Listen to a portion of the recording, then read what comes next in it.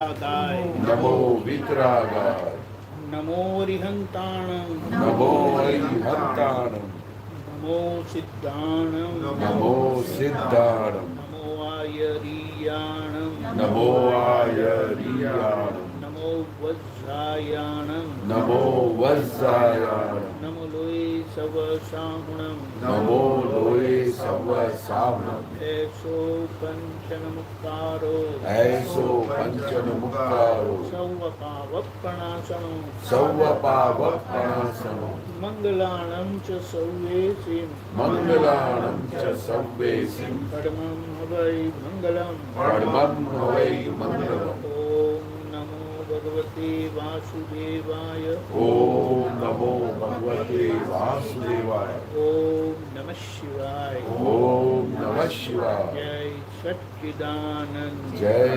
सच्चिदानंद जय सच्चिदानंद जय जय सच्चिदानंद। दादा बाबा ने बड़ा अच्छा बताया है, जो भुगतते हैं उनकी ही भूल है। अगर आपकी भूल नहीं है तो कभी भी आपको भुगतान आएगा नहीं, भुगतना पड़ेगा नहीं। बहुत अच्छा बता दिया है। तो यहाँ पर एक कविता का बड़ा अच्छा पद है, वो हम पढ़ेंगे।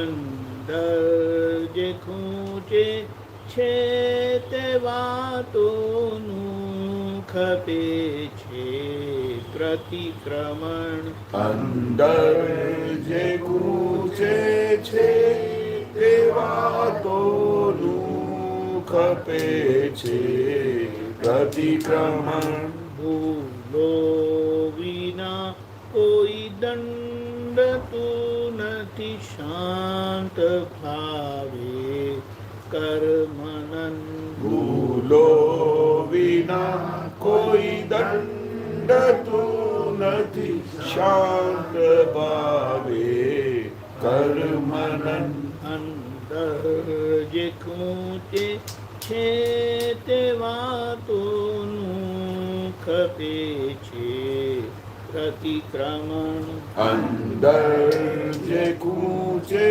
છે તે વાતોનું ખપે છે પ્રતિક્રમણ અનુપચારી ચર્મ ચક્ષુ વાકુ ઊંધું દાખવે અનુપચારી ચર્મ ચક્ષુ વાકુંદુ દાખવે उपचारे दिव्य चक्षु पुरुषार्थी जो हवे उपचारे दिव्य चक्षु पुरुषार्थी जो हवे। यहाँ क्या बताना चाहते हैं कि जो हमें परेशान करता है, जिसे हम परेशान होते हैं, तो वहाँ हमारी गलती है। और अगर कोई गलती नहीं है, आपको कोई बोलेगा तो नहीं, कोई डांटेगा नहीं, कोई दंड देगा नहीं, ये समझ के बोले शांत भाव से मनन करो, यानी ये बात को समझ के शांत रहो। अनुपचारी का मतलब क्या है? जो किसी भी प्रयत्न किए बगैर हमें ये चर्म चक्षु जो बुद्धि के प्रभाव में है, वो हमें बता देता है कि उनकी गलती है, यानी उल्टा सीधा दिखाता है। और उपचार दिव्य चक्षु यानी पुरुषार्थ से हमें अभी समझ लेना है, पुरुषार्थ से हमें समझ लेना है, बात को समझ लो, देख लो, समझ लो। उपयोग चूक्या જાણ્યું ત્યાંથી તૂટ શરૂ કર પ્રતિક્રમણ उपयोग चूक्या જાણ્યું ત્યાંથી તૂટ શરૂ કર પ્રતિક્રમણ દોષિત જોયું કોઈનું વર્તન ત્યાં ખપે છે પ્રતિક્રમણ.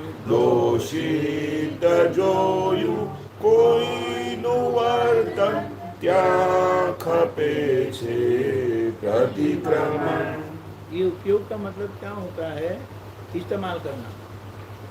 तो हमें शुद्ध उपयोग यानी शुद्धात्मा के दिव्य प्रकाश का जो प्रज्ञा शक्ति के माध्यम से काम करता है उसका उपयोग कर लेना है. उसका उपयोग पुरुषार्थ से करना है यानी चॉइस से करना है, समझ से करना है. वरना बुद्धि का उपयोग हो ही जाता है.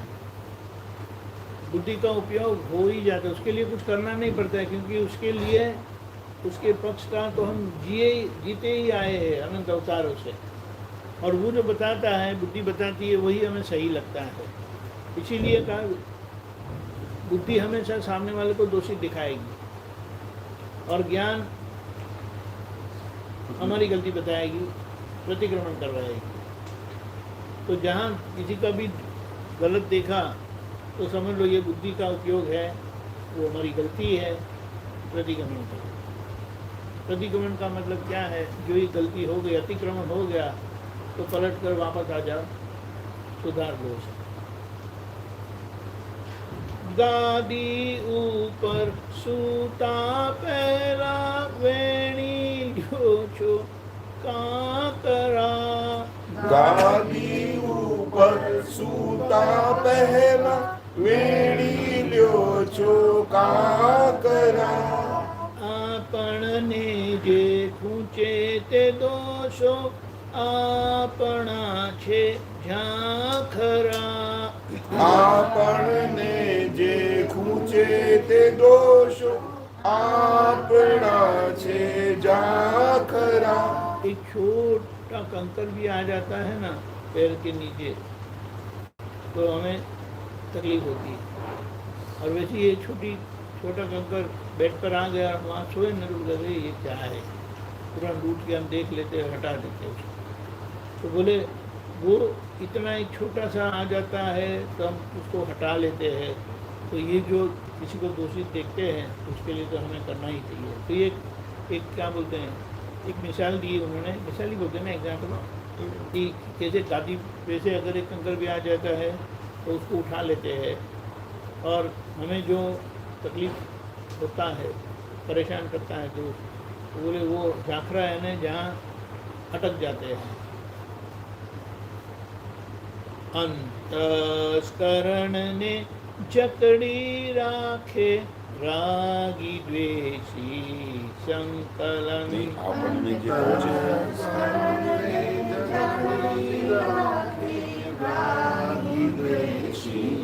સંકલન.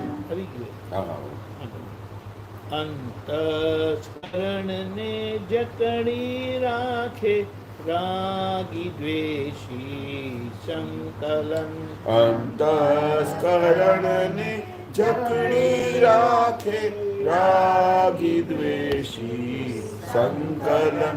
દીધેલું તે પાછું જ આવ્યું વિશ્વમાર્ગ સંસરણ. દીધેલું તે પાછું જ આવ્યું વિશ્વમાર્ગ સંસરણ.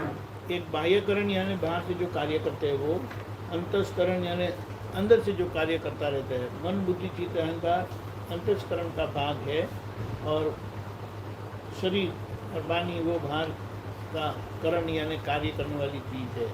तो ले अंतस्करण को जकड़ के रखता है, उद्वेग में रखता है, परेशान रखता है. तो समझ लो कि वहाँ पर कहीं ना कहीं राग द्वेष यानी अच्छे बुरे की झंझट में हम फंस गए हैं. ये अच्छा है, ये बुरा है. अच्छा है वो मीठा दोष है और बुरा लगता है वो कड़वा दोष है, लेकिन वो दोनों दोष ही है. क्योंकि मीठे में राग होगा, कड़वे में द्वेष होगा. तो जो दिया है वही वापस आता है. संसरण मार्ग का ये नियम है. लेकिन सबसे बड़ी बात क्या है, किसने दिया और किसके ऊपर आया. हम क्या बोलते हैं, मेरे जो गलती हुई थी इसीलिए मैं परेशान होता हूँ। जिनको ज्ञान नहीं है वो ऐसा बोलते वो सही है, लेकिन जिनको ज्ञान मिला है, खुद की पहचान हो गई है, वो क्या बोलेंगे कि ये नामधारी ने दिया था, नामधारी से दिया गया था, उनको वापस आता है। ख्याल में आया? लेकिन इसको बार बार दोहराने की ज़रूरत है, तभी हम स्वस्थ रह पाएंगे।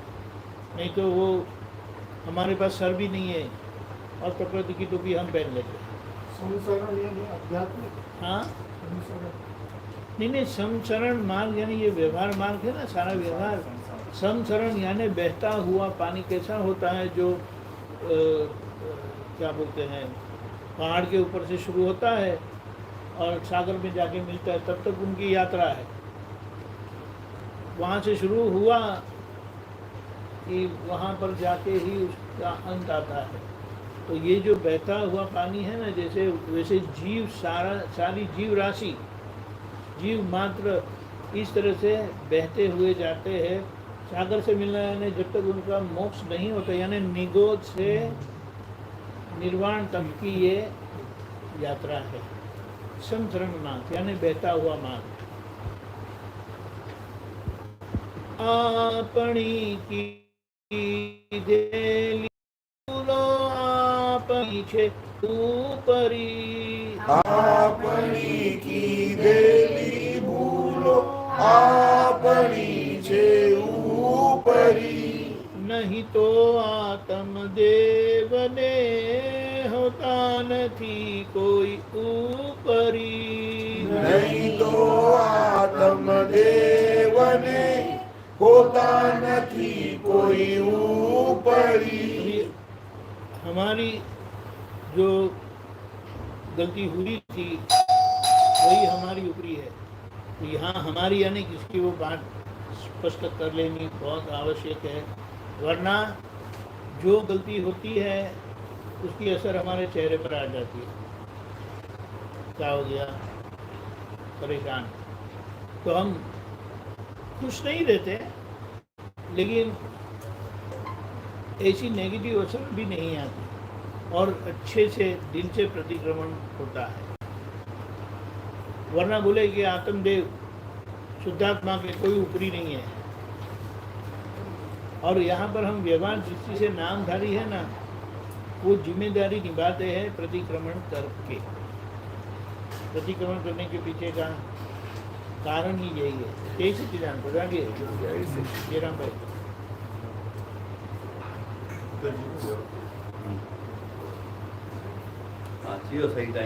પોતાની ભૂલો શોધી કાઢો નિશ્ચયી વાતુ ગહન, પોતાની ભૂલો શોધી કાઢો નિશ્ચયી વાતુ ગહન.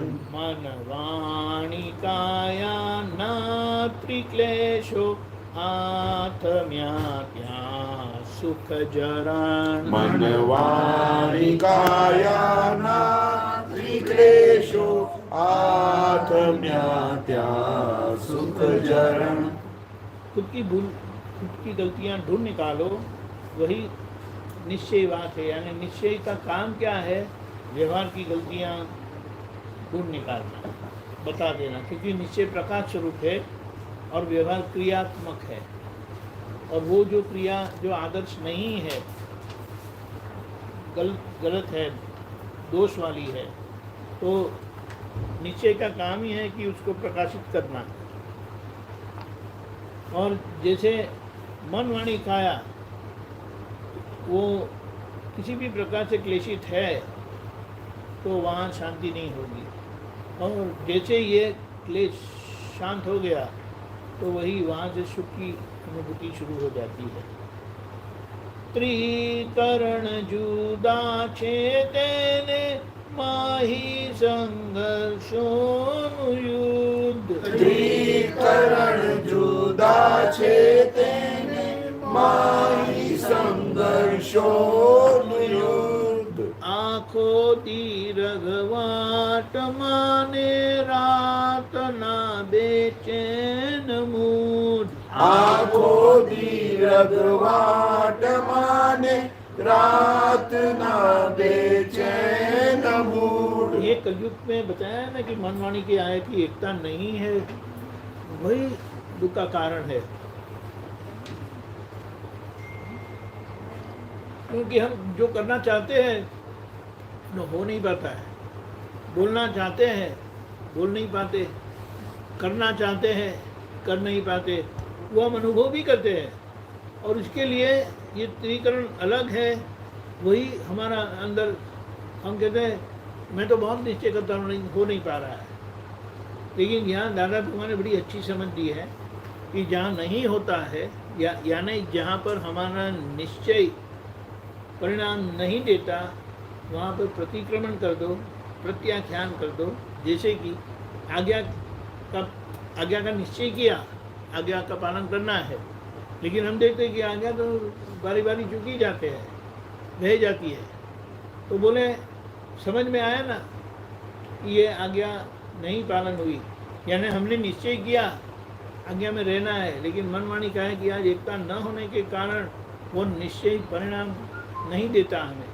इसीलिए कहा कि ज्ञान के बाद दृढ़ निश्चय और पीछे भीजे प्रतिक्रमण वही हमारा पुरुषार्थ, यानी निश्चय को ही पुरुषार्थ कहा, क्योंकि निश्चय के अनुसार होने वाला नहीं है और आपका प्रतिक्रमण होना ही है। इसीलिए एक प्रमाण देते हुए बताया कि सारे दिन में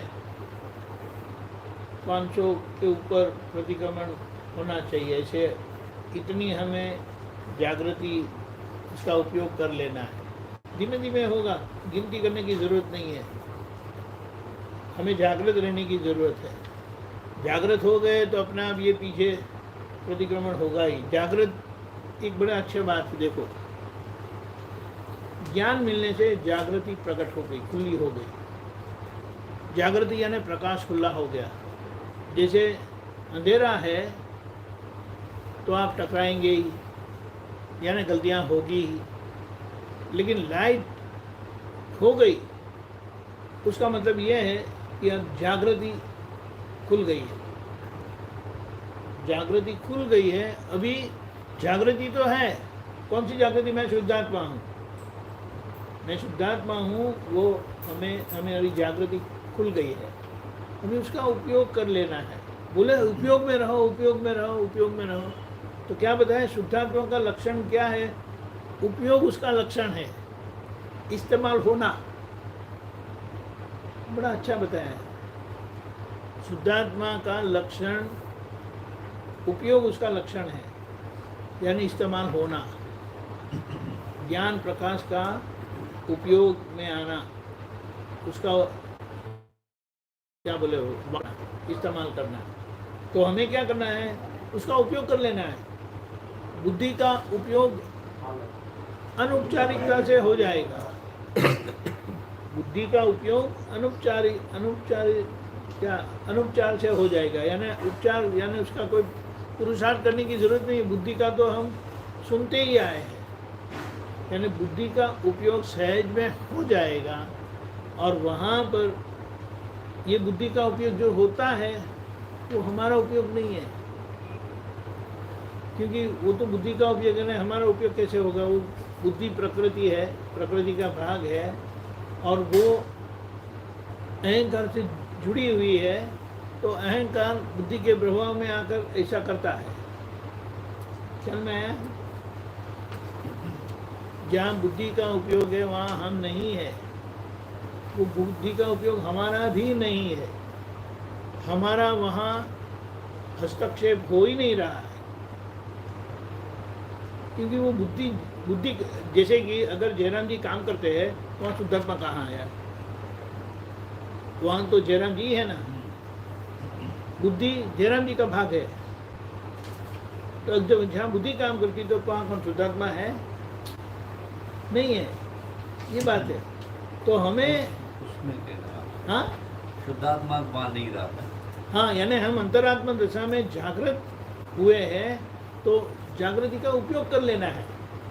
यानी प्रज्ञा शक्ति के प्रकाश को उपयोग करके यह व्यवहार को समझ लेना है। अच्छा है। ये त्रिकरण अलग है, आज त्रिकरण अलग है। तो ये निश्चय जो किया जाता है अंतरात्मा तक, यानी अंदर से वो ड्राइव करते हैं, लेकिन वो बीच में स्टीयरिंग व्हील तक पावर पहुंचता नहीं है। ख्याल में आया?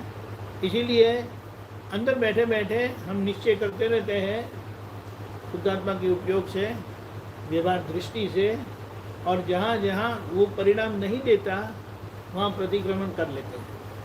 तो अंदर से प्रतिक्रमण किया गया व्यवहार दृष्टि से, वो बाहर उसका परिणाम धीमे धीमे आता है। लेकिन आज नहीं आता है तो उसका हम प्रत्याख्यान कर लेते हैं। प्रतिक्रमण भी करते, प्रत्याख्यान यानी फिर से निश्चय करते कि मुझे ऐसा करना है, दादा शक्ति दो, ऐसा मैं कभी नहीं करूँगा, ऐसी शक्ति मुझे दो। तो उसे क्या बताया?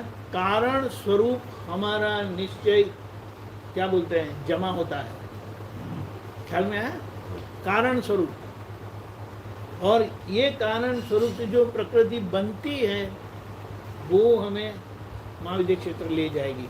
और इसको क्या कहा, अगर इतना 70% अगर हम जागृत रहते हैं तो अगले जन्म में, यानी यहाँ से जाने पर महाविद्या की टिकट पक्की है। लेकिन हम ये महसूस करते हैं ये 70% नहीं हो रहा है। फिर किसी ने बताया कि इसका नाप क्या है, उसका प्रमाण क्या है कि हम 70% नहीं है। बोले कितना खाया वो पता होता है, कितना सोए वो भी पता होता है, तो ये पता नहीं चलता है। और वो हम दूसरे से पूछते हैं कि इसका प्रमाण क्या है, बिल्कुल पता वो चलता है। सबसे पहले पता चलता है। लेकिन ये इतना अच्छा है। बुद्धि भी नेगेटिव रहेगी, वो कर्म करने हाँ? रहेगा। बुद्धि कई बार नेगेटिव रहती है। हाँ, क्योंकि वहाँ हम नहीं है, नहीं, हम तो यहाँ नहीं है, पर कर्म तो करने की रहेगा। कारण तो पेंडिंग रह ही गया ना, काम पूरा नहीं किया है। क्या बोले कागज पेपर आया आपको हस्ताक्षर करने के लिए, जल्दबाजी में अपने 2 पेन आगे चले गए, तो वो हस्ताक्षर रह गया। तो वो बोलेंगे अरे साहब आपने हस्ताक्षर नहीं किया। तो वो फिर कुदरत के आयोजन में जब वो घूम फिर करके वापस आएगा तब तक आपको बैठे रहना पड़ेगा। तो वापस जन्म लेना है। वो आएगा तब आप हस्ताक्षर करेंगे, तब आप फ्री होंगे। वापस आना पड़ेगा। हाँ, लेकिन अभी वो आने जाने वाले हम नहीं है। हमारी तो मुक्ति हो गई, ये पक्का कर लेना, मेरी मुक्ति हो गई। लेकिन मेरी मुक्ति कब प्रमाणित होती है? जब ये व्यवहार ठीक होता है। तो ये व्यवहार क्या होता है देखो, कारण स्वरूप से वो सूक्ष्म बनता है। कारण स्वरूप से नए कारण से वो सूक्ष्म स्वरूप जन्म पाता है, और जब उसका परिणाम आता है वो स्थूल स्वरूप बनता है। जब स्थूल स्वरूप बनता है तब ज्ञान नहीं होने से नया सूक्ष्म स्वरूप जन्म ले लेता है। तो ये स्थूल से सूक्ष्म, स्थूल से सूक्ष्म, स्थूल से सूक्ष्म करते करते नया नया लेप लगता ही गया, लगता ही गया, लगता ही गया। अब यहाँ ज्ञान मिल गया। ज्ञान मिल जाने से अभी उसका जो बहुत बड़ा जो भाग था ना, वो ज्ञान के प्रकाश में, ज्ञान की अग्नि में भस्मीभूत हो गया, हो जाता है। शादी की ना तो वहाँ अग्नि की साक्षी में सब मान्यता बदल गई। फिर वो कौन है? हमारी धर्मपत्नी है। उनको बोलेंगे कौन है? हमारे देव है, पति देव है। बोलेंगे ही, कभी शंका नहीं होती। इतना कितना सारा बोले ढेर लोग बैठे हैं ना, उसमें से आपको पता है, पहचान लेंगे वो हमारे, बाकी कोई हमारे नहीं। बोलो लेकिन तो ये जितना भी प्रारब्ध है, क्या? पूर्व जन्म का जितना भी क्या? प्रारब्ध है, हाँ प्रारब्ध हाँ, जितना भी है, इस जन्म में फिनिश हो जाएगा, वो नहीं होगा, नहीं नहीं होगा। जरूरी नहीं है। कानून नेगेटिव होगी। और कुछ कर्म ऐसे होते हैं कि जिसका बीज पड़ने से वो एक ही जन्म में उसका परिणाम नहीं आ जाता, बार बार उसका परिणाम आता है और भुगतान करवाता है, तब उसे मुक्ति मिलती है हमें। जैसे जैसे उदाहरण, ये जो हमारे हक का भुगतान नहीं करते हैं, अनहक का भुगतान करते हैं ना, उसका बहुत दोष लगता है। अनहक के भुगतान का जो हमारे हक का नहीं है उसका बहुत भुगतान लगता है। अनक का लेते हैं जो, अनहक का लेते भुगतान करते हैं विषय दोष। इसीलिए हमारे बुजुर्गों ने शादी की रस्म रखी कि एक जगह पे हुक कर दो। हुक को क्या बोलते हैं? हाँ, बस ठहराव, एक जगह पे ठहराव कर दो बस, फिर और कहीं पर देखने का नहीं, बस ऐसे ही जरूरी है। और ऐसा ही है, लेकिन अभी ये सब माहौल ऐसा बदल गया है ना, इसीलिए ये सब झंझट खड़ी हो गई। वरना हमारे तो मूल में संस्कार यही है। ये बात आर्यता हमारी यहाँ बनी हुई है, ख्याल में आया ये बात। तो ये बात कि आज त्रिकरण अलग होने के कारण, मनवाणी का कि एकता न होने के कारण निश्चय, मूल निश्चय प्राप्त होने पर भी पूर्णता यहाँ नहीं होती। वरना अगर द्वापर में ऐसा ज्ञान मिलता है तो यही भाव में, उसी भाव में मुक्ति हो जाती है, क्योंकि वहाँ पर मूल निश्चय मिल गया तो जो आपका पुरुषार्थ होगा वो परिणाम देगा।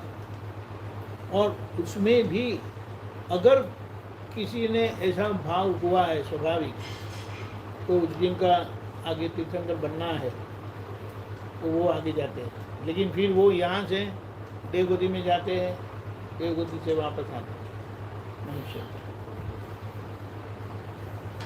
समझ में आया?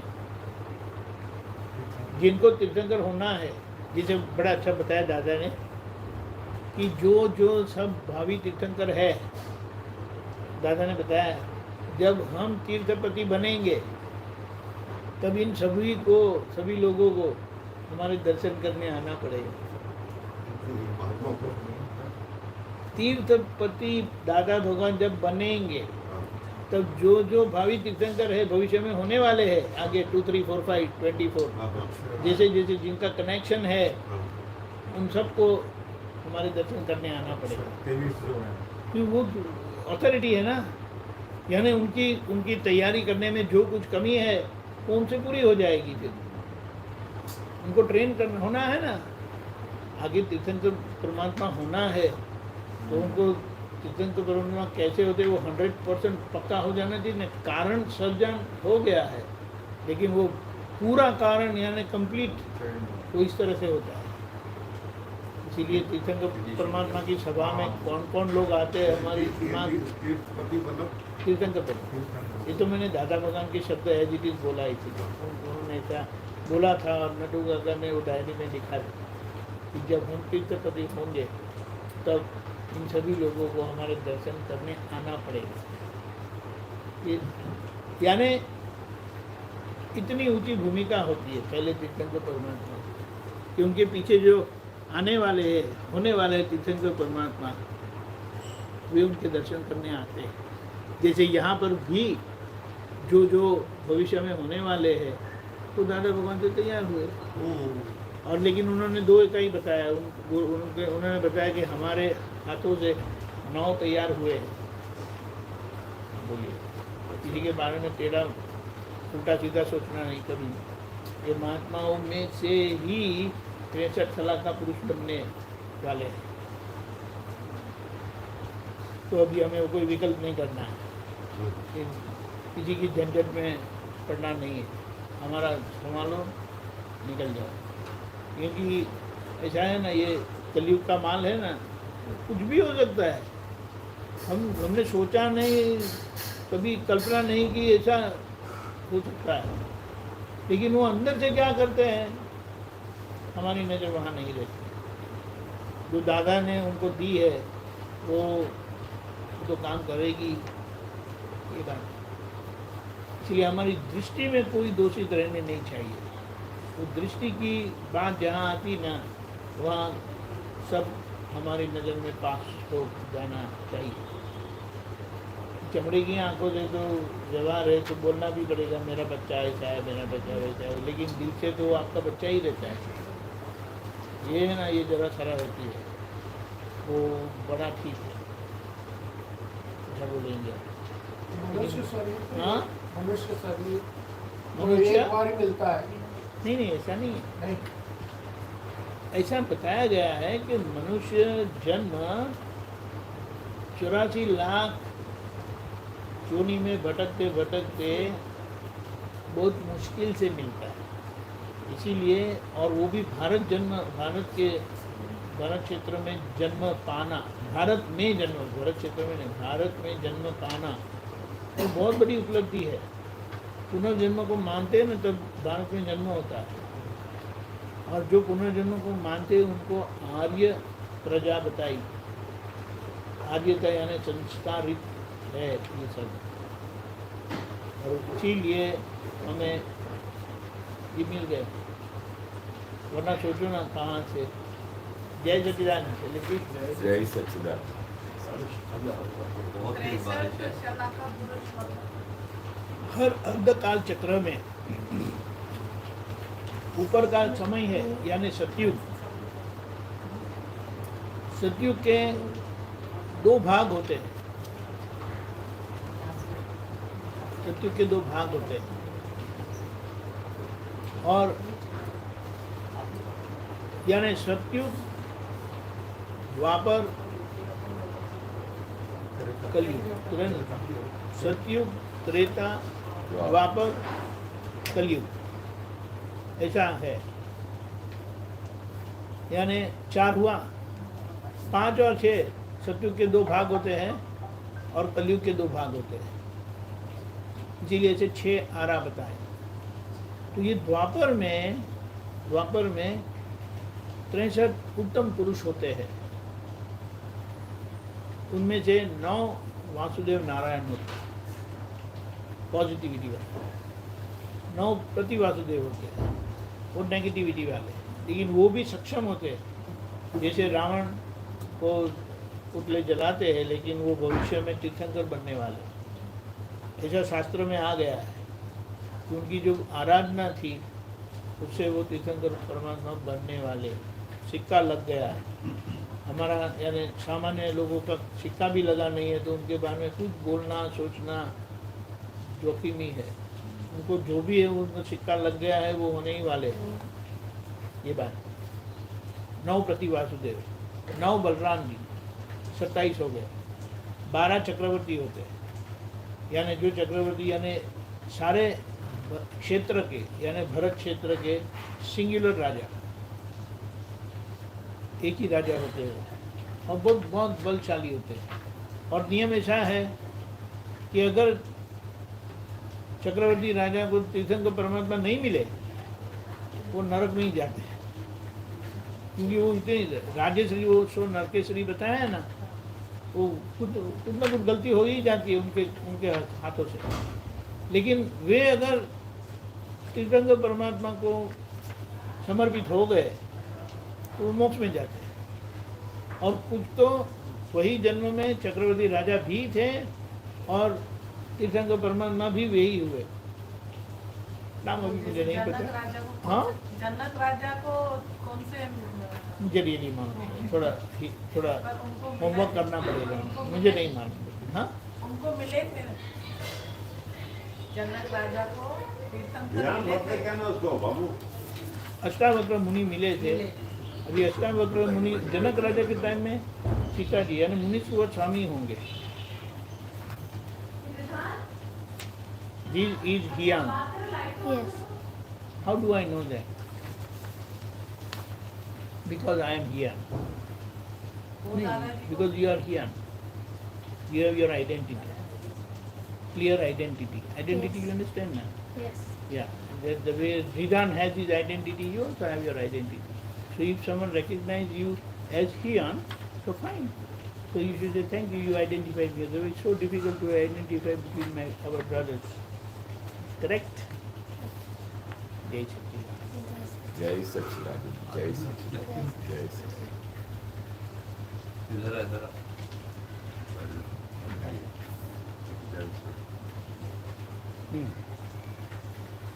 12 चक्रवर्ती और 24 तीर्थंकर भगवान, दैट्स हाउ ये 63 होते हैं। और जब ऐसे ज्ञानी पुरुष होते हैं तो उनके हस्तों से, उनके द्वारा ये सब घड़ामन है, उसको क्या बोलते हैं, नर्चर होते हैं, उसको शब्द हिंदी में। भाई फनी लगता है वासुदेव और तीर्थंकर में क्या फर्क है? वो हम कल लेके आएंगे। ठीक है। नहीं, वो कल लेके आएंगे। तीर्थंकर परमात्मा यानी वो उनका आखिर का जन्म है, और उनसे बहुत लोग मोक्ष में जाते हैं। जैसे जब कृष्ण भगवान थे, वे वासुदेव नारायण थे, उनके चचेरे भाई नेमिनाथ भगवान व तीर्थंकर भगवान थे। और वासुदेव नारायण पॉजिटिविटी वाले होते हैं, और ये आधा राज्य, क्षेत्र का आधा राज्य के राजा वे होते हैं, और आधा राज्य के राजा वो प्रति वासुदेव होते हैं। और ये दोनों लड़ते हैं, अपोजिट शक्ति है ना, और इतिहास रचता है उनके कारण। लेकिन ऐसा है, वो एक है डॉक्यूमेंट, अभी मेरे पास इधर सीधा नहीं है, तो वहाँ बताया है कि इसकी कितनी शक्ति, तो हमें पता चलता है कि वासुदेव नारायण की क्या शक्ति होती है, प्रति वासुदेव नारायण की कैसी शक्ति होती है, चक्रवर्ती राजा की कैसी शक्ति होती है, तीर्थंकर परमात्मा की कैसी शक्ति होती है। दिमाग काम नहीं करेगा। बोले इतने शक्तिशाली होकर इतने लघुतम भाव से वो सारा जीवन जीते हैं, क्यों? क्योंकि मोक्ष में जाना, मोक्ष में जाते जाते व्यवहार परम उत्कृष्ट हो जाता है। यानी व्यवहार यानी पुद्गल को इतना सक्षम हो जाता है, उसे आद्य शक्ति बोलते हैं। आद्य शक्ति की आराधना करते हैं, माता जी की आराधना। उसके पीछे का कारण ही यह है कि वो शक्ति जब प्रकट होती है पूर्णता से, आद्य शक्ति पूर्णता से प्रकट होती, तभी उस शरीर में भगवान का पूरा अनुभव होता है, भगवान पूर्णता से प्रकट होते हैं, शिव जी प्रकट होते हैं। तो उनको तीर्थंकर क्यों कहते हैं? वो तीर्थंकर इसीलिए कहते हैं क्योंकि उनसे बहुत लोगों का कल्याण होता है। यही सच्चिदानंद, बहुत लोगों का कल्याण होता है। और वे जहाँ जाते, जहाँ उनके चरण पड़ते हैं, वो जगत तीर्थ बन जाती है। और उनका प्रभाव ऐसा होता है 50 कोस सर्कल में, एक पूरा डायमीटर। हाँ, यानी 50 कोस यानी 100 कोस डायमीटर, 50 कोस रेडियस में प्रकृति नॉर्मल होती है।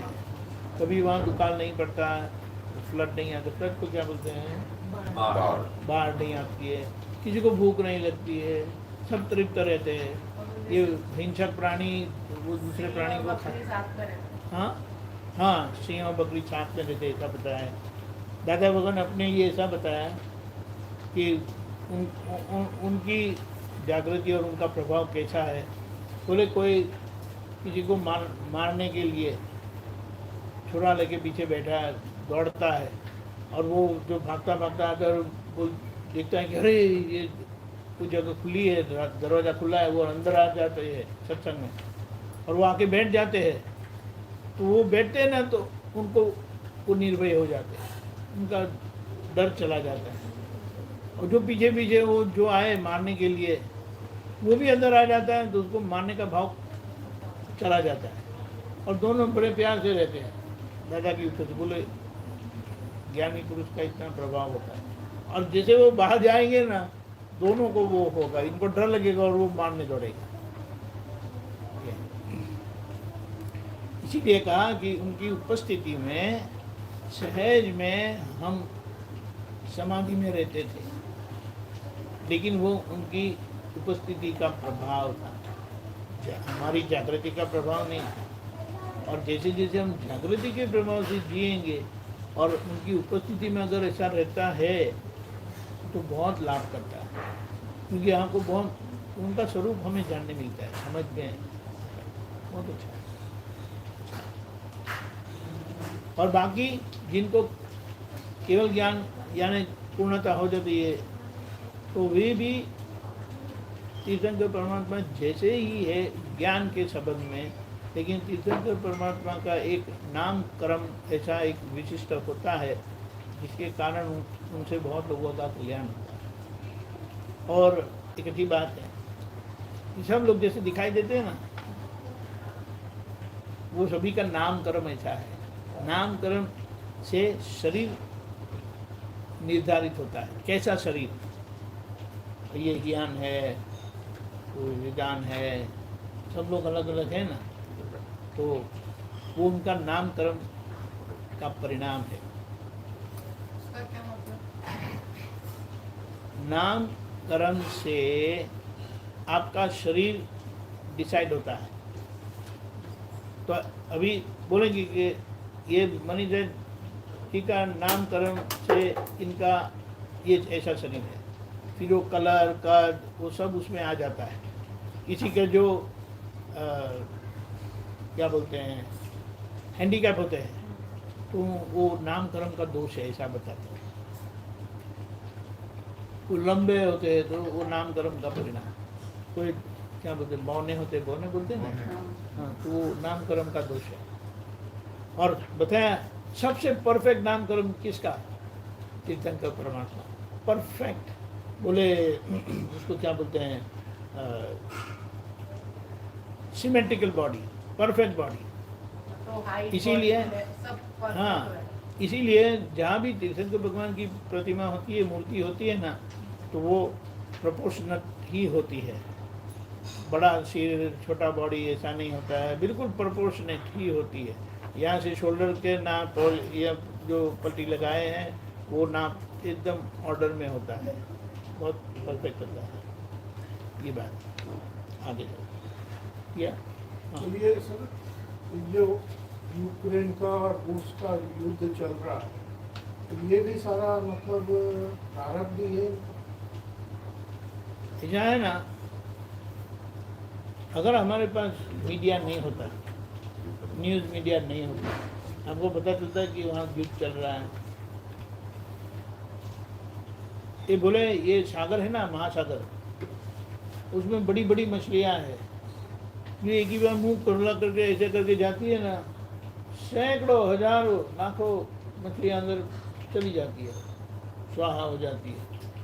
वहाँ तो हम देखने जाते नहीं हैं, उसका कोई इन्फॉर्मेशन भी नहीं है कि आज ये मछली ने इतना मछलियों को खा लिया।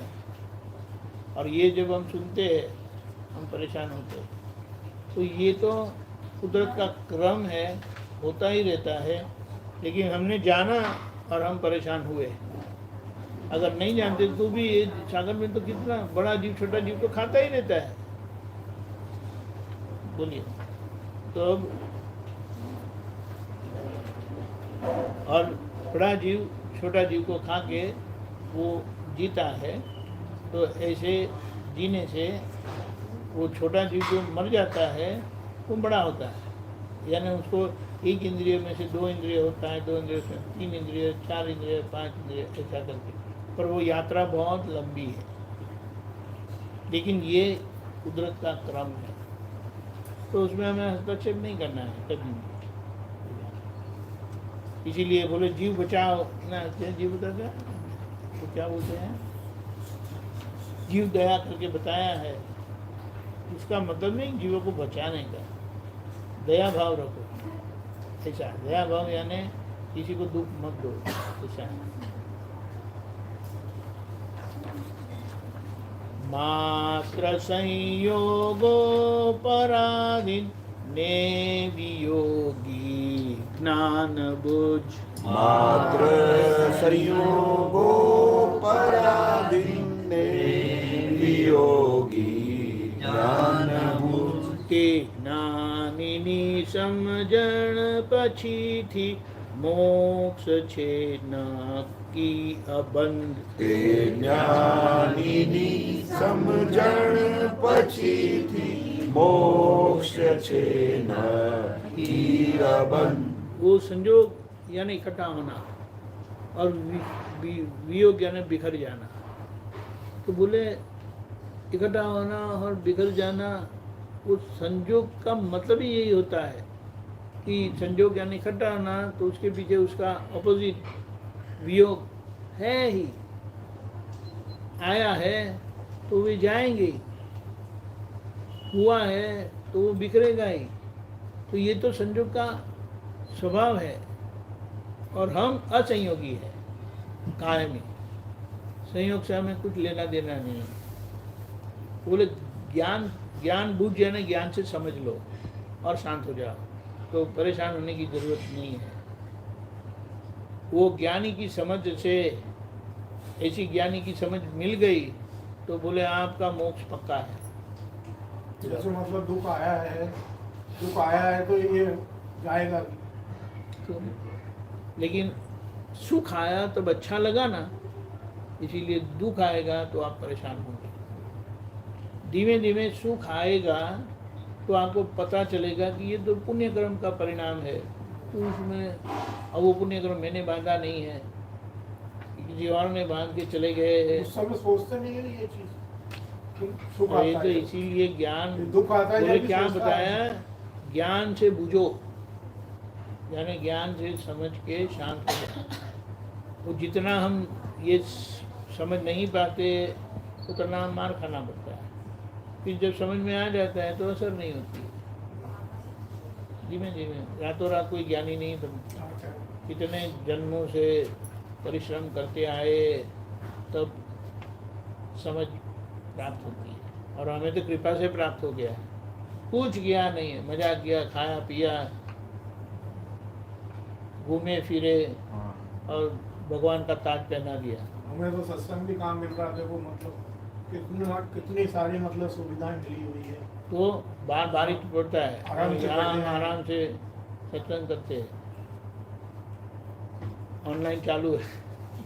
पहले मैं सोच रहा था कि ऑनलाइन शायद बंद होगा, लाइट नहीं है तो, क्योंकि वो ट्रांसमिशन वाला बंद है तो यहाँ रिसीवर में कैसे आएगा। और वो सब उनकी सुविधा होती है, उनका आयोजन भी अच्छा होता है कि वो सब बैकअप रखते हैं। बहुत, अगर हम सोचेंगे ना तो कभी किसी प्रकार की शिकायत करने की जरूरत ही नहीं है, लेकिन हम उसको देख नहीं पाते, समझ नहीं पाते। और वो जरूरत नहीं है, अरे कभी किसी के भी बहुत ज्यादा दिया हो। इसीलिए वही तो बात समझना है। हमने ऐसा भी सुना है, जो उन्होंने अपनी कहानी बताई, बोले हम गांव से अकेले बम्बई आ गए और काफ़ी समय तक कुछ काम का ठिकाना नहीं हुआ। तो बोले शुरुआत में तो हमने चाय भी पी, चाय के पैसे भी दे देता था, फिर ऐसा समय आया कि चाय के पैसे भी नहीं रहे। तो बोले वो बिल्डिंग में से उतरने का 2 रास्ते थे, एक सामने से निकलता है, एक पीछे से निकलता है। बोले फिर मैं पीछे से निकल जाता है, क्योंकि सामने से निकलता हूँ तो वो चाय वाला सामने वो अपनी वो क्या बोलता है, लारी को क्या बोलते हैं, हाँ हाँ, वो ठेला लेके खड़ा होता है ना, तो वो बोल के मुझे पीने बगैर जाने ही नहीं देता। अब मैं बोला मेरे पास पैसे नहीं है, मैं क्या करूँ। तो वो ऐसे ही 2-3 हफ्ते ऐसे हो गया, फिर पता नहीं कुछ कारण वो मिल गए। तो बोले अरे आप यहीं पर हो? बोला हाँ यहीं पर हूँ। तो चाय पीने क्यों नहीं आते? मेरे पास चाय के पैसे नहीं है।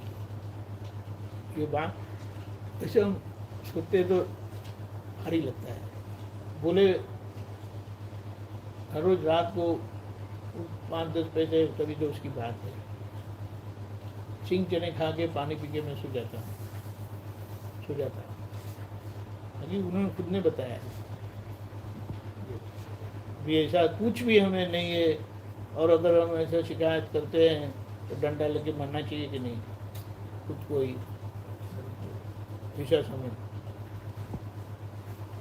रहने की जगह नहीं है, सब लोग भगा देते हैं। तो बोले वो दुकान होती है ना, दुकान के बाहर के वो थोड़ी जगह होती है, वहाँ जाके सो जाते थे, वहाँ भी हकाल देते थे। फिर वो प्लेटफॉर्म पे आके सोते थे, तो प्लेटफॉर्म से भी वो हकल देते। ऐसा तो हमें कुछ होता नहीं है। तो बोले नहीं ऐसा, ये वो परिस्थिति हमारी आने वाली भी नहीं है, वो कर्म का एक भुगतान है। जो बहुत गलत किया है ना, लोगों को परेशान किया है, आपके कारण लोगों को ऐसी कोई भी असुविधा तकलीफ होती है ना, तो कुदरत हमें एक बार वहाँ बोले आप जाके आओ, आपने जो परेशान किया था ना वो खुद भुगत लो, आपको समझ में आ जाएगा कि ऐसा करना नहीं चाहिए कभी। ऐसा है तो मेरे को क्या होता है सर कि मैं जैसे किसी को देखता हूँ ना ऐसा दुखी कर, तो मेरे को पहले बहुत मतलब फील होता था, और ये ज्ञान आने के बाद फिर जब ये समझ में आ गया ना ये तो इनका प्रारंभ, तो है। जिसका जैसा जिसने जैसा किया बराबर है, वो बात सही है। और साथ साथ ऐसा भी होता है जब आपको मौका मिलता है ना, ऐसा संजोग आता है तो आप अपनी तरफ से किसी न किसी प्रकार से मदद भी कर लेते हैं। कुछ लोग ना भी करते हैं, कुछ लोग कर भी लेते हैं, क्योंकि वो ऐसे कब आएंगे, कौन आके ऐसा हाथ फैलाएगा, मुश्किल है। हमें किसी को हम किसी के तो जाओ ऐसा करके हाथ फैलाओ, बोले मैं नहीं करने वाला, नॉट पॉसिबल। वो अपने आप को कितना बेच दिया है अपने आप को, तब तो वो जाके ऐसा करना पड़ता है, करते हैं। तो क्या, हमारे देने से हम खाली होने वाले नहीं है, हमारे देने से वो अमीर होने वाले नहीं है, लेकिन अगर उनका 2-3 दिन निकल जाता है, एक दिन भी निकल गया तो बहुत अच्छा है। ऐसा है ये बात। शुद्ध आत्मा संपरिणम स्वगुणे अनंत सुख। शुद्ध आत्मा संपरिणम स्वगुणे अनंत सुख। मूढ़ जीवात्मा विषम द्वंद्वे विपरिणम तन्ते दुख। मूढ़ जीवात्मा विषम द्वंद्वे विपरिणम तन्ते दुख।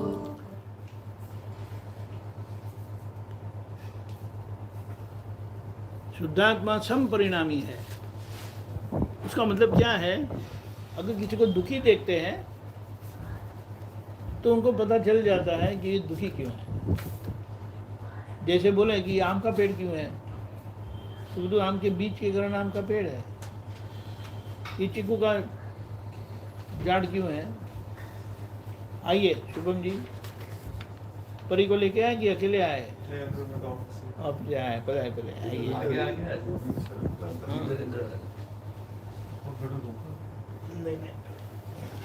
बहुत जबरदस्त बारिश होगी। शुद्ध आत्मा सम परिणाम है। जैसे कि लाइट है ना, वो निष्पक्षपाती है। हम सत्संग करेंगे तो भी वो लाइट देगी, लाइट लगा के सो जाएंगे तो भी वो लाइट देगी। ऐसा नहीं, शर्म नहीं आती? लाइट में सो जाते हो, कुछ नहीं बोलती है। मेरी लाइट में सोना है तो सोने का लाभ लो। कोई कुछ ऐसा प्लान करते हैं कि बिजनेस मीटिंग करते हैं, बिजनेस मीटिंग करते हैं, बधाई यही से क्या करेंगे। हाँ, यहाँ आगे बैठने का बोले रिवाज है, रिवाज है। अगर कोई सुखी है तो वो भी समझ लेते हैं मेरी आवाज है। सॉरी, हाँ, कोई सुखी है तो भी हमें पता चल जाता है कि उन्होंने कुछ पुण्य किया है, इसीलिए सुखी है। बाकी शुद्धात्मा को कोई असर नहीं होती। वैसे हम भी शुद्धात्मा हुए हैं, लेकिन बीच वाली स्थिति होने के कारण वो हम समझ नहीं पाते और वो हमें जागृति में रहता नहीं है, और जागृति में ना रहने के कारण असर हो जाती है। और असर होने के बाद वो असर, जैसे किसी ने ऐसा करके चाकू डाल के रखा है तो हमें तब कुछ ध्यान हाजिर नहीं रहता है। लेकिन जब वो दर्द कम होता है ना, फिर हम जागृत हो जाते हैं, अरे ये तो किसको किया, मैं कौन हूँ, वो सब आ जाता है। यानी उसे कर्म के धक्के का परिणाम बताया। जैसे कोई एकदम से धक्का मारेगा तो आप समझ नहीं पाते, थोड़ा गिर जाएंगे, लेकिन फिर खड़े हो जाएंगे वापस। ऐसा है। तो ये सम परिणामी है। तो जैसे जैसे हमारा शुद्धात्मा का उपयोग होता जाएगा, हम सम परिणामी होते जाएंगे। और सम परिणामी का मतलब क्या है? हमारे परिणाम बिगड़ते नहीं है, किसी के लिए भी बिगड़ते नहीं है।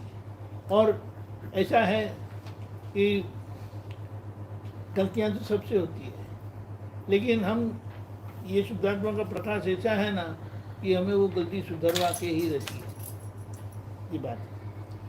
मूड जीवात्मा विषम द्वंद्व विपरिणाम तंते दुख, यानी मूड यानी खोए हुए इंसान, अज्ञान के प्रभाव में खोए हुए इंसान, वो द्वंद्व में यानी अच्छे बुरे में, सच्चे झूठे में खो जाते हैं। इसलिए विपरिणाम से, विपरीत परिणाम से, सम परिणाम से नहीं, विपरीत परिणाम से वे दुखी होते हैं और सम परिणाम से अनंत सुख का अनुभव करते हैं।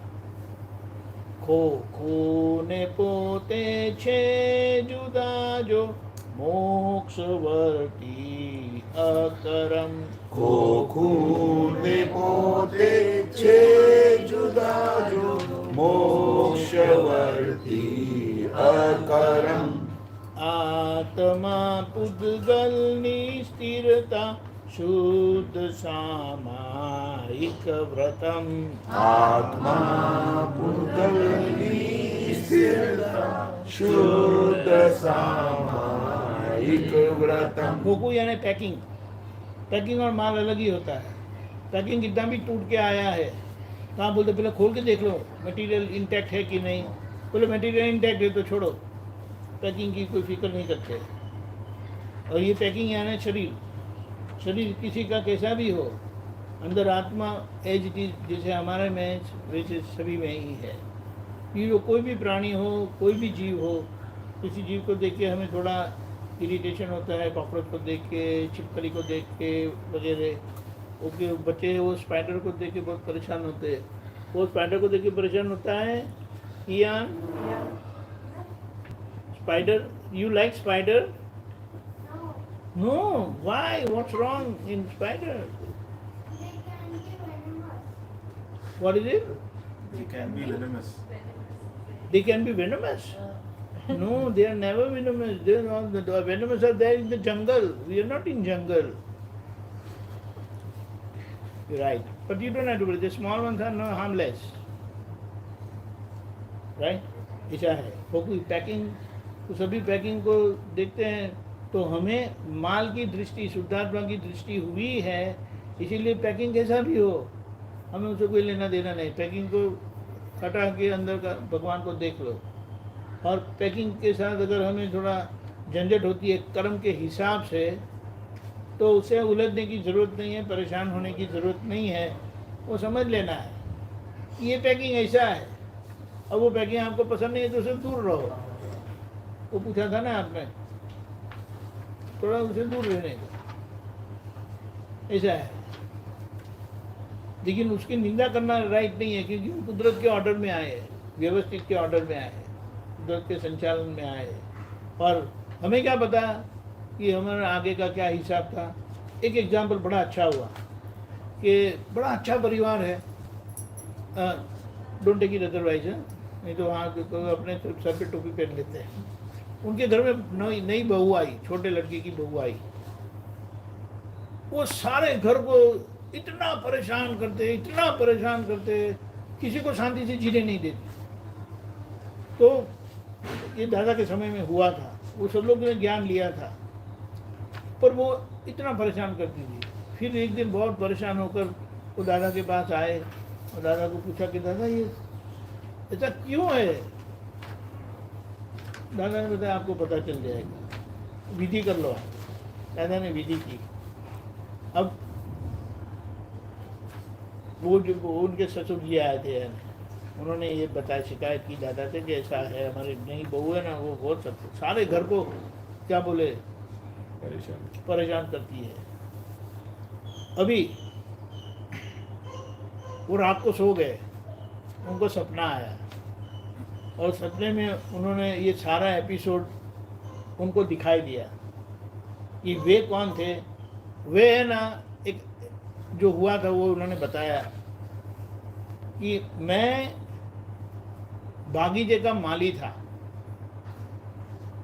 मेरा लड़का वो राजा था, और राजा और ये है ना, ये बहू उनकी दासी थी, और दासी के उनको प्रेम आ गया था। तो वो लोग बागीचे में आके मिलते थे छिप छिप कर। अब ये मालिक को तो पता चल जाता था, तो मालिक ने जाके सब शिकायत की आगे, तो इससे इनका झगड़ा हो गया, दासी से इनका झगड़ा हो गया। तो बोलो अभी वो दासी जब इधर आई, उसको दूसरे दिन आए, दादा को पैर पड़े, दादा मुझे सब पता चल गया, अब मुझे मेरी बहू के लिए कोई शिकायत नहीं है, सब मेरी ही गलती है करके। ऐसा ही कुछ हुआ होता है हमारी गलती के बगैर, यानी आगे से गलती होके आई है ना, इसलिए ऐसे निमित्त मिल जाते हैं हमें कभी, वरना तो सब अगर सही हुआ है तो सही निमित्त ही मिलेंगे। फिर टेढ़े निमित्त क्यों मिलते हैं? तो कहीं अंदर टेढ़ापन है तो आ जाते हैं। लेकिन यानी एक बात पक्की होगी, जैसे महावीर भगवान को कान में कीला लगाया तो वो भुगतान आया और उनको दिखाई दिया ज्ञान में कि इतने जन्म पूर्व ये जो गलती हुई थी इसका ये परिणाम वर्धमान स्वामी को आया, मुझे नहीं आया, यानी नामधारी को आया। ये तो स्वस्थ रहे, शुद्ध आत्मा सम परिणाम स्वगुण अनंत सुख, वो जो स्वस्थ रहे।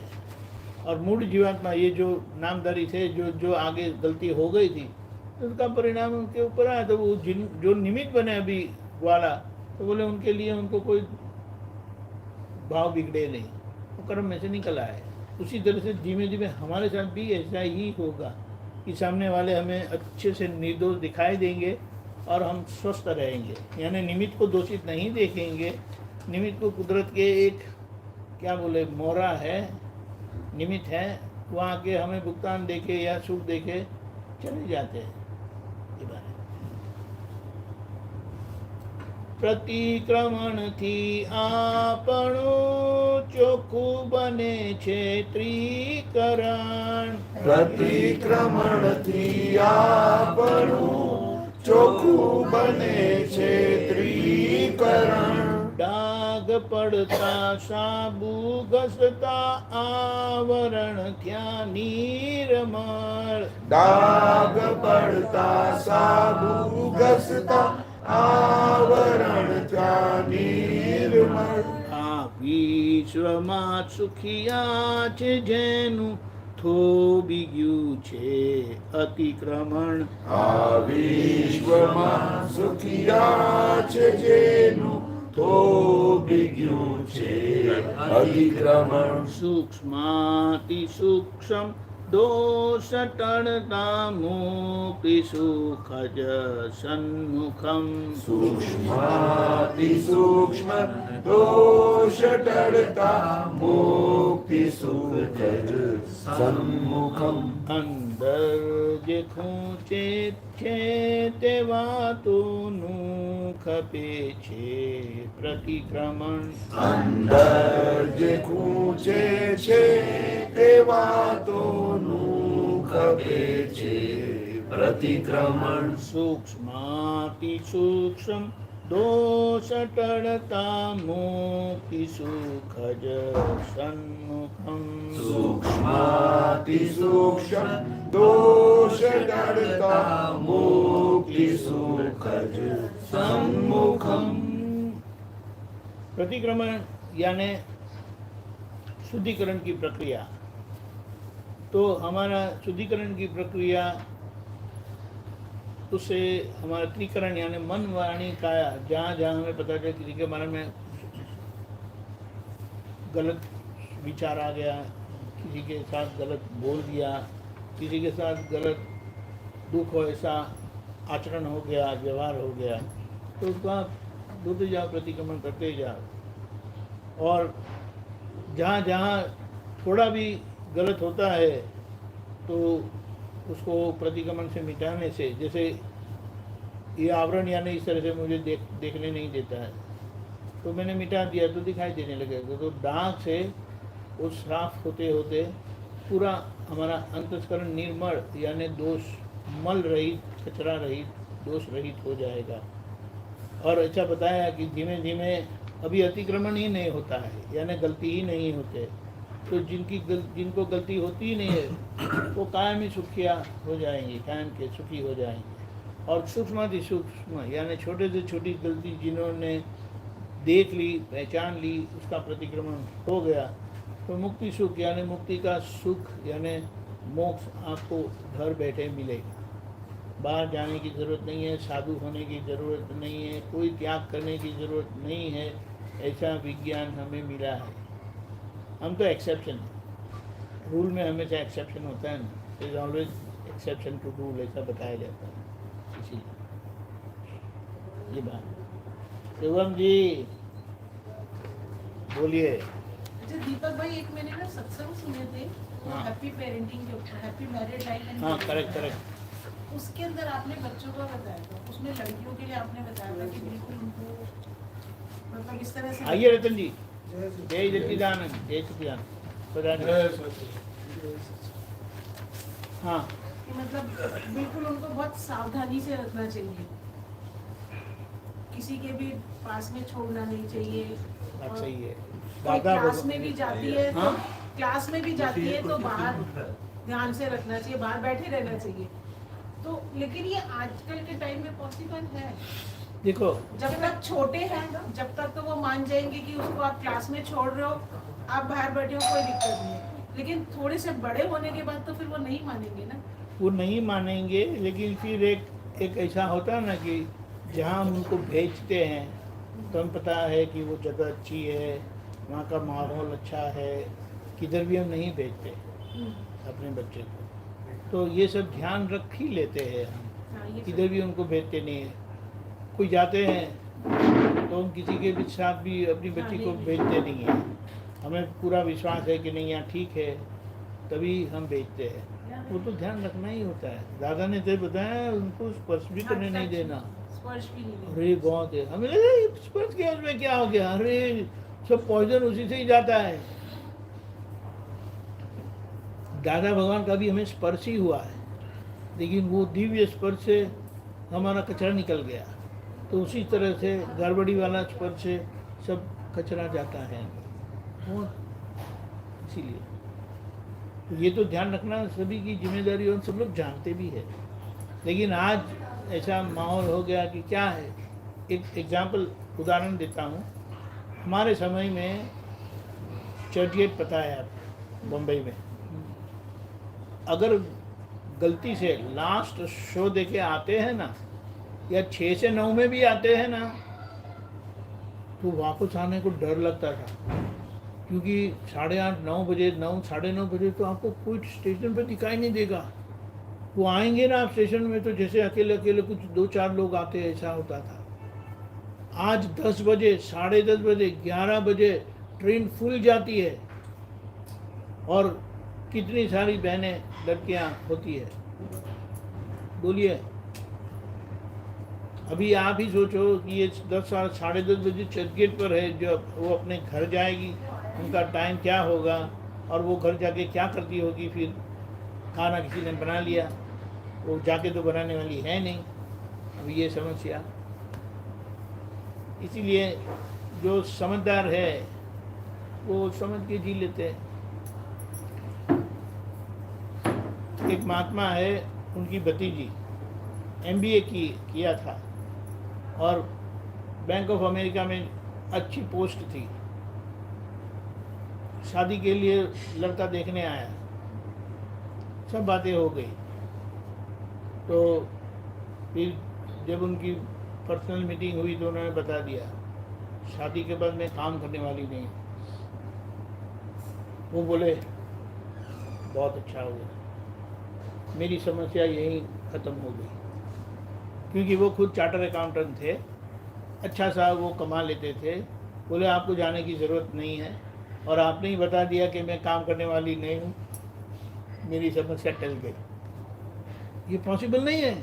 आज तो वो लोग ऐसा बोलते हैं कि शादी का मैं काम करने वाली हूँ, ऐसा करके, क्योंकि घर में काम करना ही करना है। ये एक क्या बोलते हैं, आगे जो मार खाया है ना, इसके लिए ये इसका परिणाम है। ये ख्याल में आया? पहले जो इस तरह से दबाव में आके जिए हैं ना, तो भी वो अंदर से जो भाव हुआ था कि अब तो ऐसा करेंगे, हम खुद कमाएंगे, इनके ऊपर बिल्कुल निर्भर होना नहीं है, डिपेंड नहीं होना है, आधीन नहीं होना है, हम स्वतंत्र रहेंगे। तो इस तरह से उनका ये परिणाम आया, वरना ज़रूरी नहीं है, घर का काम इतना है। और इसीलिए वो बोलते हैं, हमारा ऑफिस में एक ऐसा था, 2 लोग थे, एक ऐसे थे हस्बैंड वाइफ दोनों काम करते थे, और दूसरे थे वो उनकी वाइफ घर पर हाउस वाइफ थी, वो दोनों झगड़ा करते रहते थे। क्या बोलते हैं, बोले देखो जब मैं यहाँ से जाता हूँ ना, तो मैं उनको बोलता हूँ कि चाय, तो बोलना भी नहीं पड़ता, चाय रेडी होती है। मेरे बच्चे मम्मी के पास बिल्कुल सेफ है, आपकी बच्ची, आपका लड़का वो क्यों कोई और रखते हैं, वो बाई रखती है, सारे दिन भाई उनका सुनती है, भाई का सुनती है। बोलते शाम को डैडी मम्मी आती है, हमारा तो सुनती नहीं है। वो लोग कैसे सुनेंगे, उनका वो सारे दिन वो भाई के, भाई बोलती तो तुरंत तुरंत कर लेती है, डैडी मम्मी बोलते तो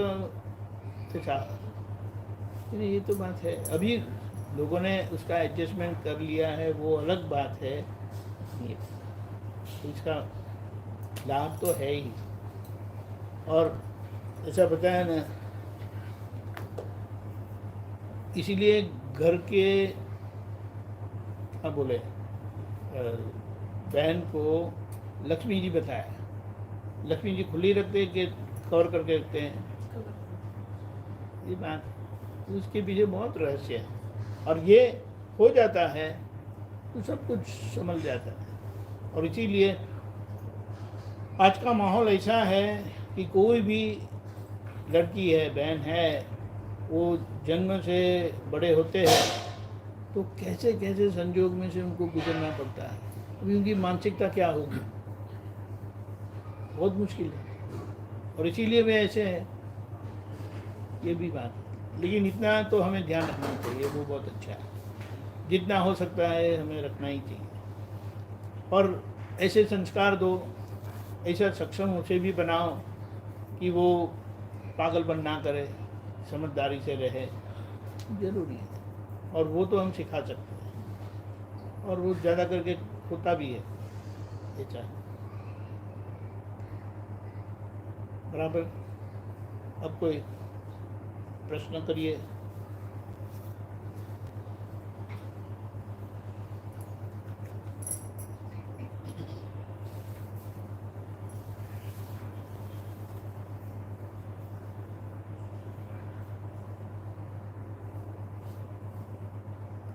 हर धर्म में प्रतिक्रमण का, माफ़ी का, कन्फेशन का एक क्या बोले, क्या प्रावधान रखा ही है, होता ही है। क्योंकि वो हमारा जीवन का एक पहलू है जो होता ही है।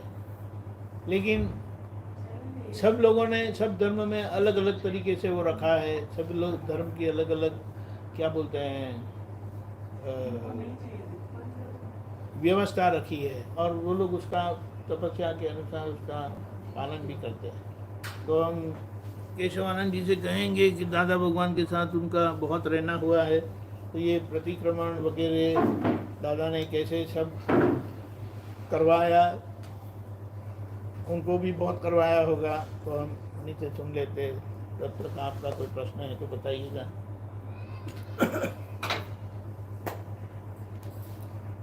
नॉर्मली जैनों के अंदर ये बहुत बड़ा दिन होता है, ये 8 दिन जो पर्यूषण का होता है, तो इनको वो बहुत बड़ा महान दिन मानते हैं 8 दिन का।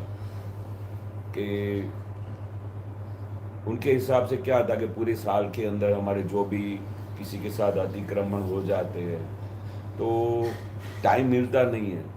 टाइम नहीं मिलने की वजह से उन्होंने ऐसा, उनके बड़े आचार्यों ने जो भी थे, उनके धर्म गुरु, उन लोगों ने ऐसा 8 दिन का प्रोग्राम बनाया कि भाई ऐसे टाइम मिलता नहीं है तो इसमें क्या करते हैं, वो सब लोग छुट्टी ले लेते हैं और सब बिजनेस को छोड़ के सुबह से लेके शाम तक वो देरासर में बैठ के आचार्य जी के साथ बैठ के वो सब पूरे साल का प्रतिक्रमण करते हैं, घंटों घंटों बिठा के। तो ये उनका नॉर्मल प्रोसीजर था। पर हमारे विज्ञान के हिसाब से, दादाजी के विज्ञान के हिसाब से क्या हुआ कि उन्होंने हमको ऐसा विज्ञान दिया, ऐसी समझ दी कि हमारे पास जो भी अतिक्रमण होता है उसका ऑन द स्पॉट प्रतिक्रमण, शूट ऑन साइट। क्योंकि सबसे पहले तो हमको ये समझना है कि प्रतिक्रमण किससे करवाना है। प्रतिक्रमण जिससे अतिक्रमण हुआ है, जो चीज़ जब तक क्रमण में चलती है, क्रमण में यानी कैसा होता है कि सुबह से लेकर शाम तक आप किसी के साथ व्यवहार करते हो, वाइफ के साथ व्यवहार है, बच्चों के साथ व्यवहार है, उनको कुछ डांटना नहीं पड़ा, सहज रीते बात करते हो, तो वो सब क्रमण चल रहा है, सीधा साधा क्रमण हो रहा है। वाइफ ने बोला आज खाना नहीं बना है तो थोड़ा आप एडजस्ट कर लोगे, तो उस समय जब हस्बैंड वो उसको ऐसा बोलता है कि कोई बात नहीं, मैं एडजस्ट कर लूँगा, कि आज तेरी तबीयत भी ठीक नहीं है, इसकी वजह से तेरा ये हो गया, तो वो क्या हुआ, कुछ भी हुआ नहीं, क्रमण हुआ, तो उस समय उसका प्रतिक्रमण करने की ज़रूरत नहीं है। पर जैसे ही उसने बोला कि इतना भी तेरे को ख्याल नहीं रहता है, मेरा सुबह को जाने का टाइम होता है, तुमने खाना नहीं बनाया, बोले मेरी तबीयत ठीक नहीं थी इसके लिए मैं नहीं बना सकी, तो मैं रोज़ आपको नहीं बना के देती हूँ, हर दिन तो बना के, एक दिन ऐसा हो गया तो आप इतना क्यों चिल्लम चिल्ली कर रहे हो, तो नहीं तुमको पता नहीं है, पूरा सुबह से लेके शाम तक हमको उधर ऐसा भूखा पेटे रहना पड़ेगा, मैं ये तेरा तू सिस्टम अपनी बदल दे, और इतना बोलाचाली हो जाती है, तो वो क्या हो गया, अतिक्रमण हो गया। जो क्रमण चल रहा था सीधा साधा, उस क्रमण को तोड़ के अतिक्रमण किया। अभी अतिक्रमण हो गया तो जैसे ही आप दरवाजे से इधर बाहर निकले तो ज्ञान की वजह से प्रज्ञा शक्ति क्या बोलेगी, ये आपने गलत किया, उसका भी तो ख्याल रखना चाहिए ना, उसकी तबीयत ठीक नहीं थी, इतना कैसे बोल गए, क्योंकि आप बोलना चाहते नहीं है बट निकल जाता है। अभी क्यों ऐसा निकल जाता है, वो तो फिर उसके साथ पूरा हिसाब है, वो अच्छा करना चाहती है तो भी उसको ऐसा दुख जैसा सुनना पड़ता है। पर हमको क्या देखना है कि सब सबकी संभालो, आपसे अतिक्रमण हुआ तो आपको प्रतिक्रमण करना पड़ेगा। उनको ऐसा लगेगा कि मेरी वजह से ऐसा उनको दुख हुआ तो वो प्रतिक्रमण करेगी, पर वो क्रमण नहीं हुआ, नॉर्मल नहीं हुआ, संजोग नॉर्मल नहीं हुआ, अतिक्रमण हो गया, इसके लिए प्रतिक्रमण करना बहुत ज़रूरी है। तो हमको क्या हो गया है, हमको ज्ञान की वजह से इतनी जागृति है और हमको पता चल जाता है कि ये लकी भाई से ये अतिक्रमण हो गया, तो लकी भाई प्रतिक्रमण करो। प्रतिक्रमण हमको आत्मा से नहीं कराना, वो तो खाली ज्ञाता दृष्टा स्वभाव में है। जिससे अतिक्रमण हुआ उसको बोलो प्रतिक्रमण करो। और हमारा प्रतिक्रमण कैसा है कि यहाँ गेट से बाहर निकले और जैसे ही हमको रियलाइज हुआ, प्रत्यक्ष दादा भगवान की साक्षी है, मेरे मन वचन का ऐसे आपके मन वचन का को दुख हुआ, जाने अनजाने में मेरे से ये गलती हो गई, ये अंदर बैठे हुए भगवान मुझे क्षमा करो। अभी इतना इजी चीज़ है और वो हार्डली चीज़ है, उसके कहने से जैसे ही आपने अतिक्रमण करते उसके अंदर बैठे हुए भगवान रिसीव करते, उन्होंने रिसीव किया, वो तुरंत ही उसको माफ़ कर देते। और हमारा क्या हो जाता है कि हमारा एक संजोग जो बंद था, जो पट बंद था, वो खुल जाता है और उससे हमारा हिसाब पूरा होता है। तो दादा क्या बोलते हैं, जैसे डूंगरी होती है, डूंगरी बोलते हैं, क्या बोलते हैं, प्याज प्याज प्याज। तो ये प्याज के जितने पड़ होते हैं ना, इतने सब आवरण लगे हुए हैं, इतने सब हमारे अतिक्रमण होते हैं। तो एक संजोग जो हमारा एक पड़ का गया तो हमें कितना शांति होना चाहिए, ओ हमारा एक पड़ तो निकल गया। ऐसे हमारे अनंत पड़ों लगे हुए हैं, तो वो जैसे जैसे हम प्रतिक्रमण करते जाते हैं वो सब पड़ उगलते जाते हैं, एक दिन निर्मूल हो जाते हैं। तो हमारा ये जीवन है ना, पूरा दादा ने बताया कि भाई हमारे पास ये विज्ञान मिलने के बाद और कुछ भी नहीं रह जाता है। शुद्ध आत्मा का लक्ष्य मिल गया, सबके अंदर रियल रिलेटिव देखो, और जो भी संजोग आता है उसका संभाव से निकाल करो। अतिक्रमण होता है तो प्रतिक्रमण कर लो। सिंपल सिटी में काम किया है। पर प्रतिक्रमण क्यों करना है? अगर हम प्रतिक्रमण नहीं करते हैं तो वो फाइल या वो केस पेंडिंग रह जाता है। अभी वो पेंडिंग रह जाता है तो उसकी वजह से वो सब जितने भी उनके पड़ है ऐसे जमा होते जाते हैं, फिर नेक्स्ट बर्थ में उसका आके चुकादा करना पड़ता है। अभी वो जो पेंडिंग केस हमारा हो जाता है, अतिक्रमण हुआ और प्रतिक्रमण नहीं किया तो उसके पेंडिंग केस में फिर नेक्स्ट बर्थ में उसका फिर से आगे का हिसाब पूरा करना पड़ता है। तो दादा ने क्यों बताया कि भाई जो हमारे सिंसियर महात्मा है, जो ज्ञान को पकड़ के रखा है, जो आज्ञा में रहते हैं और जो सिंसियरली विज्ञान को समझते हैं और जिनको रियली मोक्ष में जाना है, वो 1-2 अवतार में मोक्ष जा सकते हैं। उसका बेसमेंट ही ये है। और अगर इधर संसार में बहुत सुख है, आपको बहुत मज़ा आता है, तो फिर कितने अवतार निकालो ना, फिर कौन रोकता है आपको? 15 अवतार निकालो, 20 निकालो, कोई रोकने वाला तो है नहीं। पर जब तक अपने को अंदर से सुख नहीं आता है तो समझने का कहीं ना कहीं केस पेंडिंग है। वो लिखा ना कि अंदर खूंचे, जब तक आपको अंदर से खूंचता है, आपको लगता है कि मैंने ये गलत किया, तब तक उसका प्रतिक्रमण करना है। आपको नहीं खूंचता है, नहीं लगता है, तो प्रतिक्रमण करने की ज़रूरत नहीं है। वो आपको खुद ही अंदर से प्रज्ञा शक्ति हर पल 24 घंटा आपको सावचेत करती है और आपको पता चल जाएगा, आपका सुख बंद हो जाएगा।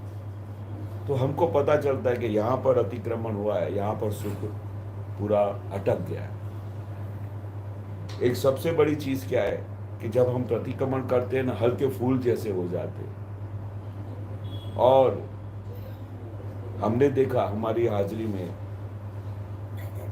जब हम सब दादा को मिले, उस समय तो कुछ पता भी नहीं था कि प्रतिक्रमण क्या होता है।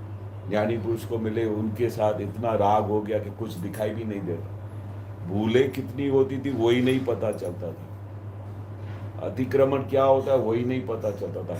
खुमारी में रहते थे, जो आया बोल देने का, भाई हो, वाइफ हो, बच्चे हो, कहीं भी कोई कंट्रोल नहीं था।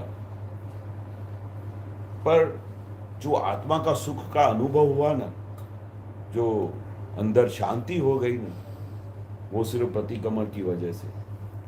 तो एक दिन दादा ने, हम समेत शिखर जी की यात्रा पे गए थे 1974 और 73 में हमको ज्ञान मिला था।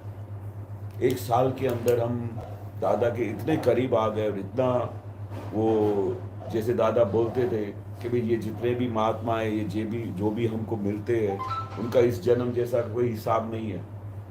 कई जन्मों का साथ हम दादा के साथ मिल रहे हैं, विज्ञान को समझ रहे हैं। और अभी हमारा ये पुण्य हुआ कि दादा का प्रागट्य हुआ और खुद परमात्मा होके हमारे सामने आए और हमको पूरा प्रकाश खुला कर दिया। पर हमारे पिछले जो कर्म है, पिछले जो हम मटेरियल लेके आए, भले हमने कुछ तप त्याग तो किया नहीं, कुछ मेहनत की नहीं, हमको सीधा लिफ्ट में बिठा दिया, पर हमारे पिछले हिसाब तो बाकी रहे नहीं। और जब भी हमको किसी को 30 साल में दादा भगवान मिले, किसी को 40 में मिले, किसी को 25 में मिले, तो उस टाइम दौरान भी हमारे से कितनी गलतियां हुई होगी और हमको सडनली दादा भगवान मिल गए। तो उसकी वजह से एक दिन हमने दादा से बात किया कि दादा, हमको जो आप बोलते हो कि आत्मा का इतना सुख है, आत्मा का इतना अनंत सुख है, वो हमको सुख क्यों टच नहीं हो रहा है? क्यों हमको, जैसे आपको छुटापना बढ़ता है, आप बोलते हो कि 24 घंटे में हम एक पल के लिए भी एम पटेल के साथ में नहीं आते हैं, उसे निरंतर हम अलग रहते हैं। तो आप बोलते हो कि जो केवल ज्ञान हमको हुआ है वही सेम ज्ञान आपको दिया है। पर दादाजी का केस कैसा था कि वो तो अनंत भव से सब माल खाली करते करते करते, अनुभव करते करते करते ये फाइनल स्टेज में पहुंचे। और हमारे को दादा ने कृपा करके क्या कर दिया, सीधा गाड़ी में बिठा दिया, लिफ्ट में बिठा दिया। वो देखा भी नहीं कि क्या बोलते थे कि जब वो 2301 को ज्ञान दिया तो बोला कि दादा ये तो सब हमारे सामने दिखाई देते कि सब माइनस मार्क वाले लोग मिल रहे हैं, कैसे इनको मैं ज्ञान दूं। और ऋषभदेव भगवान के पास गए कि इनको कैसे ज्ञान दूं। तो क्या बोले कि इस युग के अंदर, ये युग में 5वें आरे में, इससे पासिंग मार्क वाले लोग आप कहाँ से लाओगे? पासिंग मार्क वाले लोग कहाँ से लाए? तो ये जो भी माल है तो यही माल है। अभी आप ऐसा करो कि जो भी आपको मिलता है उनको ज्ञान दे दो। ये हमारे पे बहुत बड़ा उपकार हो गया। माइनस मार्क वाले दादा बोलते हैं। कैन यू इमेजिन, 33 मार्क से आदमी मनुष्य बनता है और 32 मार्क से आदमी सीधा गधेड़े में जाता है। ऐसा दादा एक्सप्लेन किया 1 मार्क का डिफरेंस में। तो हम सोच के कि हमारी प्रकृति यहां तक की है, 33 मार्क की वजह से हम मनुष्य बन गए। 1 बार कम होती तो सीधा हम गधेड़े के अवतार में चले जाते। तो हम कैसे मार्क्स लेके आए, कैसे कर्म का पूरा संजोग भर के आए, कैसे हम अपने साथ कषाय लेके आए, क्या हम मटेरियल लेके आए ताकि हमारी ऐसी दशा हुई है। वो दादा ने की कृपा से तो हम बच गए, नहीं तो हमारी क्या दशा है। जिनको ये ज्ञान नहीं है, जिनको ये समझ नहीं है, ये विज्ञान नहीं है, तो उनको तो इस काल चक्र में घूमना ही घूमना है, जी के मर जाना है, मर के अपनी जवाबदारी करके मर फिर से जन्म लेना है, यही एक साइकिल से पसार होना है। पर हम सबको जिनको ये ज्ञान मिला, ये समझ मिली, तो हम बहुत पुण्यशाली हैं, जिसकी वजह से हमको दादा का विज्ञान की जो बात समझ में आती है, अभी जितनी और समझ में आएगी और हमारा सुख बढ़ेगा। तो जब हम यात्रा में गए, तो यात्रा में दादा हमको क्यों करवाते थे? सबने पूछा कि दादा हमको यात्रा की क्या जरूरत है, ज्ञानी पुरुष मिल गए, मोक्ष का पूरा हाथ में मिल गया। अभी यात्रा पे तो वो जाते हैं जिनको अभी अजू कुछ पता ही नहीं है कि ज्ञान क्या होता है, भगवान क्या होता है। तो दादा ने पता कि जब हम यात्रा में निकलते हैं ना, तो हम जब घर संसार और व्यवहार से बाहर निकल जाते हैं ना, तो वहां पर हमको एक स्कोप मिलता है अपने आप को देखने का। हर संजोग में हमारे अंदर क्या होता है, कहीं कहीं हमको सीट नहीं मिली तो अथरामण होती है, तो खरी परीक्षा तो यात्रा में निकलने से होती है। तो उसमें हम अपने आप को बहुत अंदर के भावों से भगवान के साथ निकलते हैं, तो सब प्रकार का अनुभव होता है। और दादा की पहचान हमको यात्रा में बहुत जबरदस्त हो गई। तो जिस समय भी अब जिस जगह पे जा रहे थे, हर जगह पे जहां भी हम दादाजी को देख रहे थे, दादाजी से दूसरे मिल रहे थे, तो दादा के पास ऐसा समर्पण हो जाता था। तो हम बोलते थे कि ये कितनी प्योरिटी है दादा के पास, कि जो फर्स्ट टाइम भी मिलता है वो दादा के पैरों पे गिर जाता है। कैसा दादा के अंदर ऐसा वैभव है, कैसा अंदर उनके अंदर भगवान का प्राकट्य हुआ है। और वही ज्ञान दादा ने हमको दिया है, हमको तो कोई देखता भी नहीं है। तो क्या पता चला कि अंदर बहुत सारा माल दबा हुआ भरा पड़ा है, जिसको हमने साफ ही नहीं किया। तो इस यात्रा के दौरान दादा से ऐसे बात निकली कि जब तक हमारी अंदर की सफाई होती नहीं है, और सफाई हो जाने के बाद ये हमारे प्रतिक्रमण होते नहीं है, तब तक आत्मा का सुख आता ही नहीं। क्योंकि सब क्या खिंचे हुए हैं, आपका शुद्धात्मा भगवान, वो शुद्धात्मा भगवान एक दूसरे से खिंचा हुआ है, रेडी हुआ ही नहीं है। तो दादा का ये साइंस हाथ में आया कि जब तक हम ये प्रतिक्रमण नहीं करेंगे, तो उनके जितने भी हमारे चिकने फाइल है, हमारे घर के, बाहर के, ऑफिस के, बिजनेस में जिनके साथ भी आपका संपर्क है, उनके साथ कुछ न कुछ लास्ट बर्थ का चिकना हिसाब है, तो ही तो आपको मिले हैं। एक घर में 8 भाई आते हैं, 3 भाई आते हैं, 5 भाई आते हैं, वो एक दूसरे का जबरदस्त हिसाब है, और एक दूसरे का हिसाब पूरा करने को ही आए। अभी उसका हिसाब पूरा कैसे हो? आप कुछ भी करोगे, उनका हिसाब किताब पूरा नहीं होगा जब तक आप प्रतिक्रमण नहीं करोगे। तो ये बात 1974 में यात्रा में निकली कि जब तक ये सफर और जब तक वो प्रतिक्रमण नहीं होते हैं, तो अंदर से खुला नहीं होता है। तो जैसे ही दादा ने बोला, सबसे पहले मुझे ये ख्याल आया कि ये अंदर का सुख क्यों अटक गया है। सब लोग बैठ गए, हर एक ने अपना अपना प्रतिक्रमण लिखना शुरू किया। यू विल नॉट बिलीव, किसी ने मेरे से तो 10 पाना का प्रतिक्रमण लिख गया, किसी ने 2 पाने में लिखा, किसी ने 4। तो वो क्या लिखा कि बचपन से लेके जब तक हम दादा को मिले थे, उस दरमियान राइट फ्रॉम बिगिनिंग हमारे से क्या क्या दोष हुए थे, वो सब लिख डाले। अब दोष लिख डाले, वो लिखने से क्या हो गया कि, और चित्त की शक्ति इतनी जबरदस्त है कि आप स्कूल में अगर किसी के टेबल पे बैठे हो, आपने उधर से पेंसिल भी ली हो, तो भी वो आपको दिखाएगा फोटो में कि आपने ऐसा किया था, किसी के साथ गलती की थी, किसी को मारा था, राइट फ्रॉम जब से आपको याद आता है, बचपन से लेके जब तक हम दादा को मिले। फिर हम कॉलेज गए, कॉलेज में हमने कहीं दृष्टि बिगड़ी, कभी क्या हुआ, किसी का अथरामन हुआ, कॉलेज में किससे लड़े, राइट फ्रॉम बिगनिंग टू जब तक हम दादा से मिले तब तक के प्रतिक्रमण लिख डाले। और जैसे ही हमने वो लिखा, अभी तो दादा ने पढ़ा नहीं था, जैसे ही हमने सब लिख डाला, एक तो हम प्रतिक्रमण जब करते हैं तो सबसे पहले तो अंदर लिखने नहीं देता है कि मेरे दोष में कैसे सबके सामने खुला था। पर ज्ञानी पुरुष ऐसे थे जिसके सामने आप अपना दिल पूरा खुला कर सकते थे।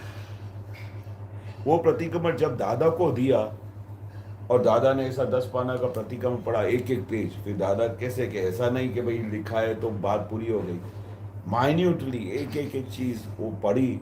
और पढ़ने के बाद जब उन्होंने विधि की, बोला आज मैंने आपके सब आपको भस्मीभूत कर डाले, अभी ये विधि कर लो और ये को पूरे 6 महीने तक रोज सुबह को पढ़ के पलटी मार के कबाड़ में रख देना, किसी को हाथ में न लगे, क्योंकि प्रतिक्रमण है, किसी को हाथ में लगे तो दुरुपयोग हो जाएगा। वो कबाड़ में अच्छी तरह संभाल के रखना, 6 महीने तक उसको आलोचना, प्रतिक्रमण, प्रत्याख्यान, यानी रोज माफी मांगना कि ये भूल मेरे से नहीं हुई।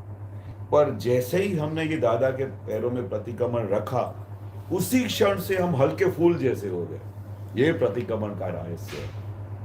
जैसे ही आप अपने आप को खुला करते हो भगवान के सामने कि मेरे से ये दोष है, तो भगवान क्या करता है, वो आपको साफ करके दे देता है कि फिर से मत करना। और उसके बाद वो जो आत्मा का सुख आया, जो अटका हुआ था, जो एक दूसरे से बंधा हुआ था, भाइयों के क्लेश से, वाइफ के झगड़ों से, उनके झगड़ों से, बच्चों के साथ जो अथरामन हुई, वो सब साफ हो गई खुला करने से। कि मैं निश्चय करता हूँ कि अभी मेरे मन वचन काया से किसी के भी साथ अथरामन में नहीं आऊँगा, किसी के साथ टकराव नहीं करूँगा। ऐसा निश्चय हो जाने के बाद वो हल्के फूल जैसे हो जाते हैं। तभी दादा ने सबको बोला कि मैं आपको ऐसा प्रतिक्रमण देता हूँ कि shoot on side. Shoot on side यानी कैसा कि यहाँ इस हद तक ऐसा प्रतिक्रमण होता है कि एक तरफ हम लड़ रहे हैं, दूसरी तरफ से हमको रोका जा रहा है अंदर से कि क्या कर रहे हो, स्टॉप करो, ये हमारा व्यवहार अच्छा नहीं है, और अंदर बैठे हुए भगवान से माफ़ी मांग लो। और फ्रैक्शन ऑफ सेकंड्स में या मिनट्स में वो अतिक्रमण बंद हो जाता है। इसको बोलते हैं shoot on side. Shoot on side करने से क्या होता है, पूरी रात, पूरा दिन हो जाने के बाद फिर रात को बैठना नहीं पड़ता है। नहीं तो नियम क्या है, दादाजी बोलते थे कि पूरे दिन दरमियान अगर आपसे अतिक्रमण हो जाता है तो रात को बैठते समय कैसे रिवाइंड करके देख लेने का कि आज पूरे दिन में आपसे क्या क्या अतिक्रमण हो गया। वो पूरा पढ़ के और आंखें बंद करके आधा घंटा, पौना घंटा, जितनी देर बैठ सको सोने के पहले, उस समय साफ कर लो। और धीरे धीरे आपकी ऐसी प्रैक्टिस हो जाएगी कि एक तरफ ये अतिक्रमण हो रहा है और ऑन द स्पॉट प्रतिक्रमण हो रहा है। ऐसा स्टेज में दादा ने हमको बिठा दिया, क्योंकि हम इसके साथ अलग हो गए और हमको नहीं करना पड़ता, इससे करवाना पड़ता है। इसे करवाएंगे, हम मालिक हो गए और इस नौकर से काम करवाए तो हमारे पे थोड़ी बोझा आएगा। वो करता है तो उसको नौकर बना के इससे माफ़ी मंगवाने का, तो उसका क्या है, सर पे बोझा भी नहीं होता है, थकान भी नहीं लगती है। अगर खुद करने बैठेंगे तो थकान आएगी। फाइल नंबर 1 से प्रतिक्रमण करवाने का, करो प्रतिक्रमण। आपने अतिक्रमण किया, करो प्रतिक्रमण। तो ऐसे करने से क्या, पूरे दिन का वो जो पूरा जो हमारा सुख है वो बंद नहीं होता है। ऑन द स्पॉट माफ़ी, ऑन द स्पॉट अंदर बैठे भगवान से माफ़ी मांगने से हमारा पूरा क्लेम भी पूरा होता जाता है और हर घड़ी हर पल हम आत्मा के सुख में रह सकते हैं। ये पूरा प्रतिक्रमण का रहस्य है। एडवांस प्रतिक्रमण भी कर सकते हैं। एडवांस भी कर सकते हैं, वो तो दादा ने बहुत जैसे अच्छे। किसी से कोई काम निकलवाना है, हाँ, तो उसके प्रतिक्रमण। हाँ, काम निकालना 2 चीज़ें हैं। एक तो फाइल बहुत भारी है, 2 टाइप का है प्रतिक्रमण। एक तो फाइल बहुत भारी है तो वो घर में आने वाली है तो पहले से ही उसका प्रतिक्रमण करना पड़े। वाइफ हो, कोई भी हो, अगर हम उनके सामने आते ही कुछ अतिक्रमण हो जाता है तो पहले से ही सुबह को शुरुआत में होते, हे दादा भगवान, आज मेरी फाइल के साथ एक भी अतिक्रमण न हो, ऐसी मुझे शक्ति देना और मुझे ऐसी जागृति देना कि उस समय मैं बिल्कुल शांत हो जाऊं और उसके अंदर बैठे हुए भगवान को ही देखूं। तो दादा क्या बोलते, आपने पहले से जो प्लानिंग की ना, उससे उसके अंदर बैठे हुए भगवान पहले से ही शांत हो जाते। पर ये रहस्य किसी को पता नहीं है कि एडवांस प्रतिक्रमण किया जाता है। आपको पता है कि भाई ये करना है और इससे छूटना है, तो ये इलाज है, क्योंकि हमारा हिसाब है तो ही तो ऐसा आता है। और आप देखेंगे तो धीरे धीरे धीरे धीरे नाइजीरिया में एक ऐसा दो जनी बहनें थी जिनका आपस में बहुत झगड़ा होता था। हम 2-3 बार नाइजीरिया गए, क्योंकि हम एक बार गए तो फिर चांस मिला कि सबका अनुभव हुआ कि वहाँ पर कैसे कैसे सब अतिक्रमण होते, किस तरह से ये जो आर्म रॉबर्स है आपके ही घर में आते हैं, दूसरों के घर में नहीं आते। तो हमने सबके अतिक्रमण किए हुए हैं, हमने उनके बारे में गलत बातें की हुई है, हमने उनको बहुत हैरान किया हुआ है। तभी कुदरत हमको यहाँ से ऐसे अनार्य देश में लेके जाती है और मार खिलाती है। और कैसे कैसे उधर वो होते थे, आपको कल्पना में नहीं आए। घर में 2 बच्चे हो तो 2 ऐसे पिलर हो ना, तो दोनों बच्चों को ऐसा बांध डाले, वाइफ को एक अलग अलग कमरे में बंद कर डाले, हस्बैंड के सामने बंदूक लेके खड़े रहे कि अभी पूरा घर खाली कर। अभी ऐसे नज़ारे में आप देखो, मेरे 2 बच्चों को बांध के रखा है, वाइफ को अंदर रूम में लॉक कर दिया है, और हस्बैंड को बोले पूरा करो, नहीं दोगे तो शूट कर देंगे। तो आप इमेजिन करो, ऐसे किसी अनगिनत होते थे। और तो उसमें उन लोगों को हम जब जाके बात करते थे सत्संग की, तो उनको बताते थे कि ये क्यों हुआ आपके साथ, क्यों होता है, आपने कितना उनका अनर्थ किया है, कितना उनको आपने गालियां दी है। तो वो खुद बताते थे, हमने तो गए जन्म में तो किया है, पर इस जन्म में भी हम नहीं जोते। ये काले हबशी, इनको तो चौराहे पे खड़े करके एक एक को शूट करना चाहिए। तो जब ऐसा उन्होंने बोला ना, मैं बोला ये गए बर्थ का ये रिजल्ट है। आप अभी भी बंद नहीं कर रहे हो, अभी भी बोलना बंद नहीं कर रहे हो, क्योंकि आप ये रिजल्ट आई है, आपको इस तरह से मार रहे हैं, इतना आपके ऊपर परिश्रम कर रहे हैं, तो आपके कितने ऊपर आपने उनके ऊपर अन्याय किया है जो आपको ऐसी सजा मिल रही है। तो एक वाक्य भी ऐसा बोलने के कि ऐसा उनको मार देना चाहिए, तो उनका रिजल्ट ये आता है, तो लो मार खा लो। ये सब अतिक्रमण किए। हमारे मन वचन काया में एक विचार मात्र भी नहीं आना चाहिए कि भाई ये ऐसे काले हैं, ये हफ्शी हैं, इनको मार देना चाहिए, इनको ऐसा करना चाहिए। ये जो हम सब टेंडर भरते हैं ना, उसकी रिजल्ट आती है। जो हमने लास्ट बर्थ में किया वही सामने आता है, और कुछ नहीं आता है। तो ये अतिक्रमण जो हमारे होते हैं, उसके नहीं करने की वजह से मार खानी पड़ती है। पर दादा ने बताया कि ऐसे भी किस्से हुए हैं जो आपस में एक दूसरे का चेहरा भी नहीं देखते थे, वो प्रतिक्रमण की वजह से आपस में उनका ऐसा मनमेल हुआ है कि जैसे कई जन्मों से वो सहेलियां नहीं, बहनें नहीं, क्या से क्या थी वो। क्यों? जब तक वो अतिक्रमण उनके हुए थे और प्रतिक्रमण नहीं हुए थे तो एक दूसरे के दुश्मन थे। पर प्रतिक्रमण करने के बाद उन दोनों का आपस में मनमेल ऐसा हो जाता है कि जैसे हमारा कई जन्मों का साथ है। ये उसका रिजल्ट है। तो वो दादा ने देखा कि पूरा सुख इसके लिए अटक गया है, और उसकी वजह से वो प्रतिक्रमण शुरू हो गए। तो हमारे सब महात्माओं के घर में स्वर्ग हो गया। हस्बैंड वाइफ का आपस में बहुत अच्छा मनमेल हो गया, माँ बाप को बच्चों के साथ अच्छा रिलेशन हो गया। ये अतिक्रमण का जवाब प्रतिक्रमण में ये रिजल्ट आता है। आपको क्या लगता है? और आप क्या बोल रहे थे कि वो कुछ काम निकाला उसके लिए भी प्रतिक्रमण? तो जैसे किसी के पास मेरी कोई फाइल पेंडिंग है, हाँ, तो अपन क्या उसका भी प्रतिक्रमण कर सकते हैं? हाँ, फाइल पेंडिंग है ना, जो भी पेंडिंग केस है उसके लिए। क्यों पेंडिंग है? क्योंकि आपका उसका सिस्टम पेंडिंग रखा हुआ है और वो अभी तक क्लीन नहीं कर रहा है, माफ़ नहीं कर रहा है। तो जैसे ही दादा को प्रार्थना करेंगे, दादा ये मेरा संजोग भारी आ गया है और इस संजोग को दादा इसमें से मुक्त कराओ, और इस संजोग में से हमको इस तरह से मैं प्रतिक्रमण करता हूँ, फिर मैं उसको नहीं हैरान करूँगा, तो with in due course of time पूरा फाइल सॉल्व हो जाता है। ये ऐसा साइंस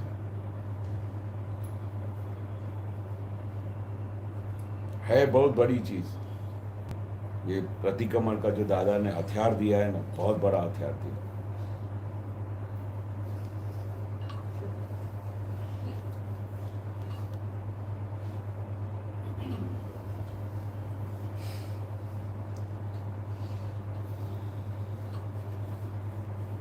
प्रतिक्रमण का एक बहुत अच्छा विज्ञान भी ये बताया है कि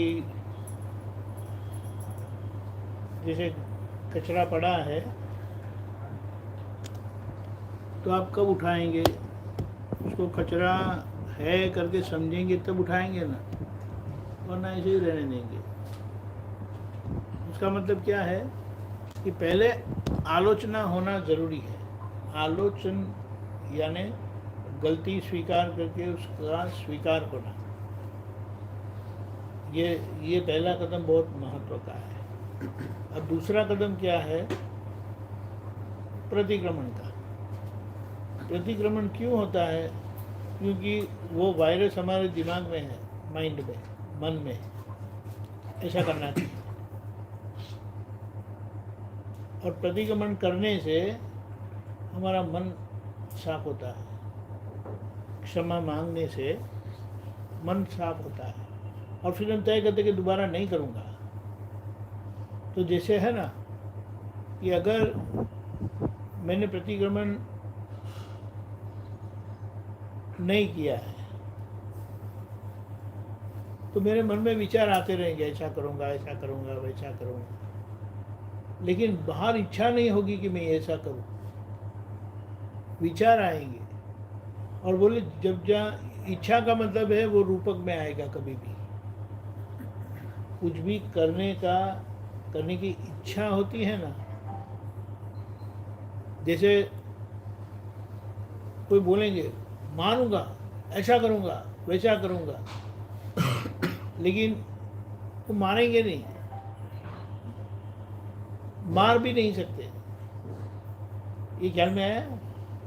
जो इच्छा स्वरूप होता है और वो क्रिया में कभी भी आएगा। इच्छा और विचार में क्या?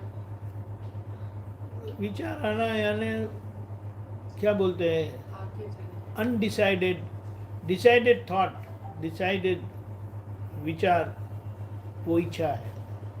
अनडिसाइडेड विचार वो विचार है। समझ में आया? एक बार इच्छा हो गई ना तो वो क्रिया होगी, लेकिन जब वो केवल विचार में ही है, क्रिया होने वाली नहीं है।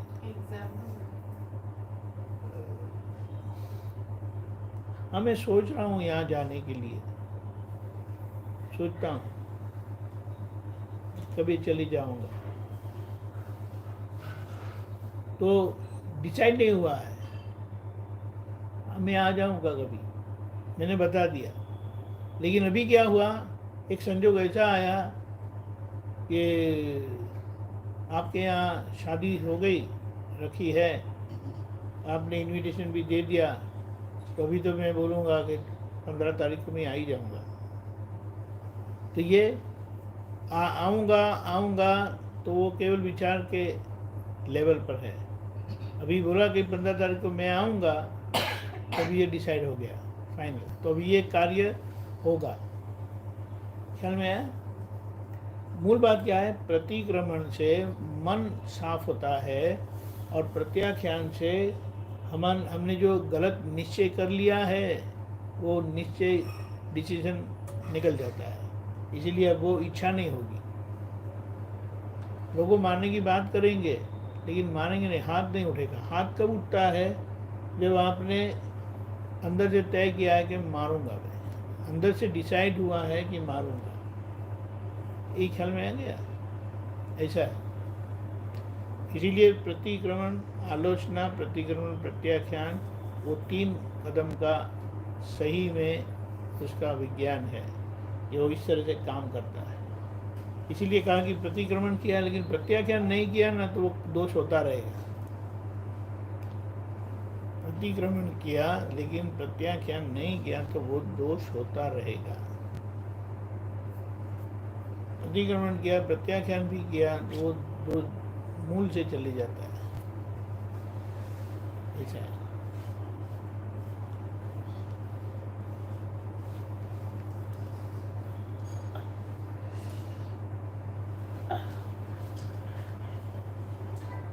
बोलिए।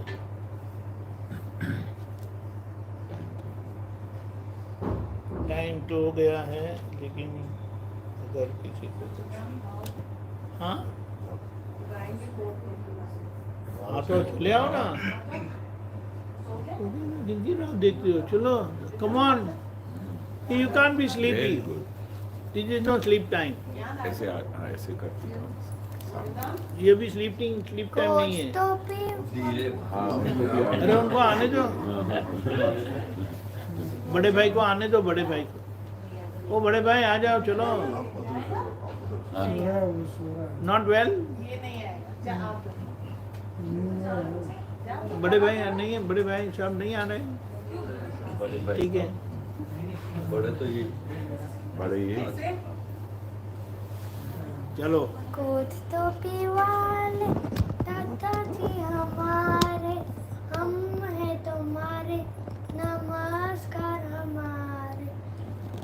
टोपी वाले दादाजी हमारे, हम हैं तुम्हारे, नमस्कार हमारे।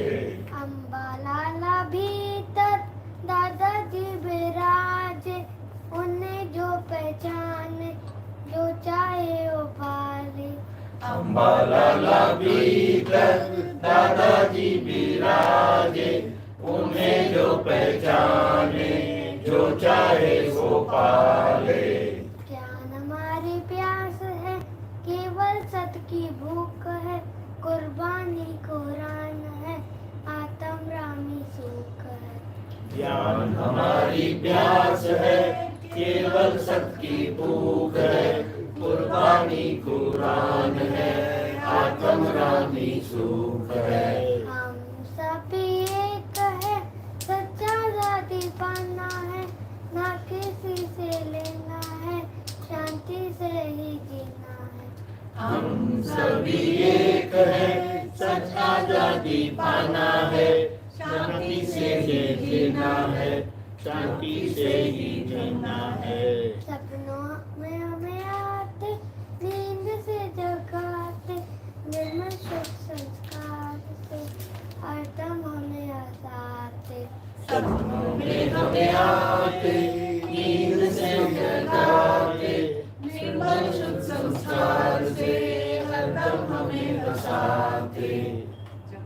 चरणों में, कल्याणी चरणों में झुक कर, हमें आते, झुककर हम झुककर हम चरणों में झुककर हम चल दे दो बेटे, नहीं आएगी इसको हिंदी। चरणों में इधर इधर, से बोल लो। चरणों में झुककर हम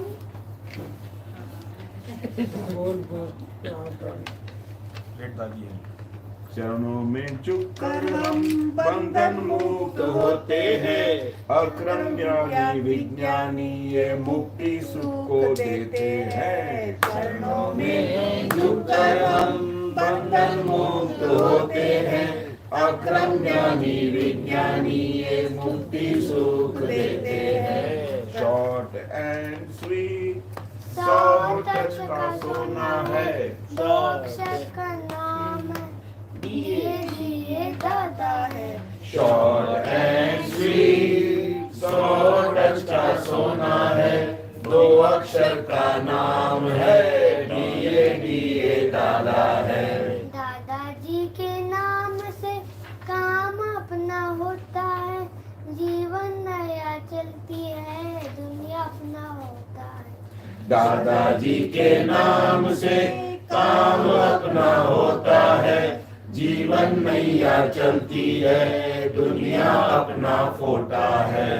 जिन्हें मोक्ष चाहिए उनके लिए आए हैं, उद्धारी कलयुग में बैरल चकपुट लाए हैं। जिन्हें मोक्ष चाहिए उनके लिए आए हैं, उधारी कलयुग में बैरल चेकबुक लाए हैं। कोट टोपी वाले दादाजी हमारे, हम हैं तुम्हारे, नमस्कार हमारे। कोट टोपी वाले दादाजी हमारे, हम हैं तुम्हारे, नमस्कार हमारे। नमस्कार हमारे, नमस्कार हमारे। नमस्कार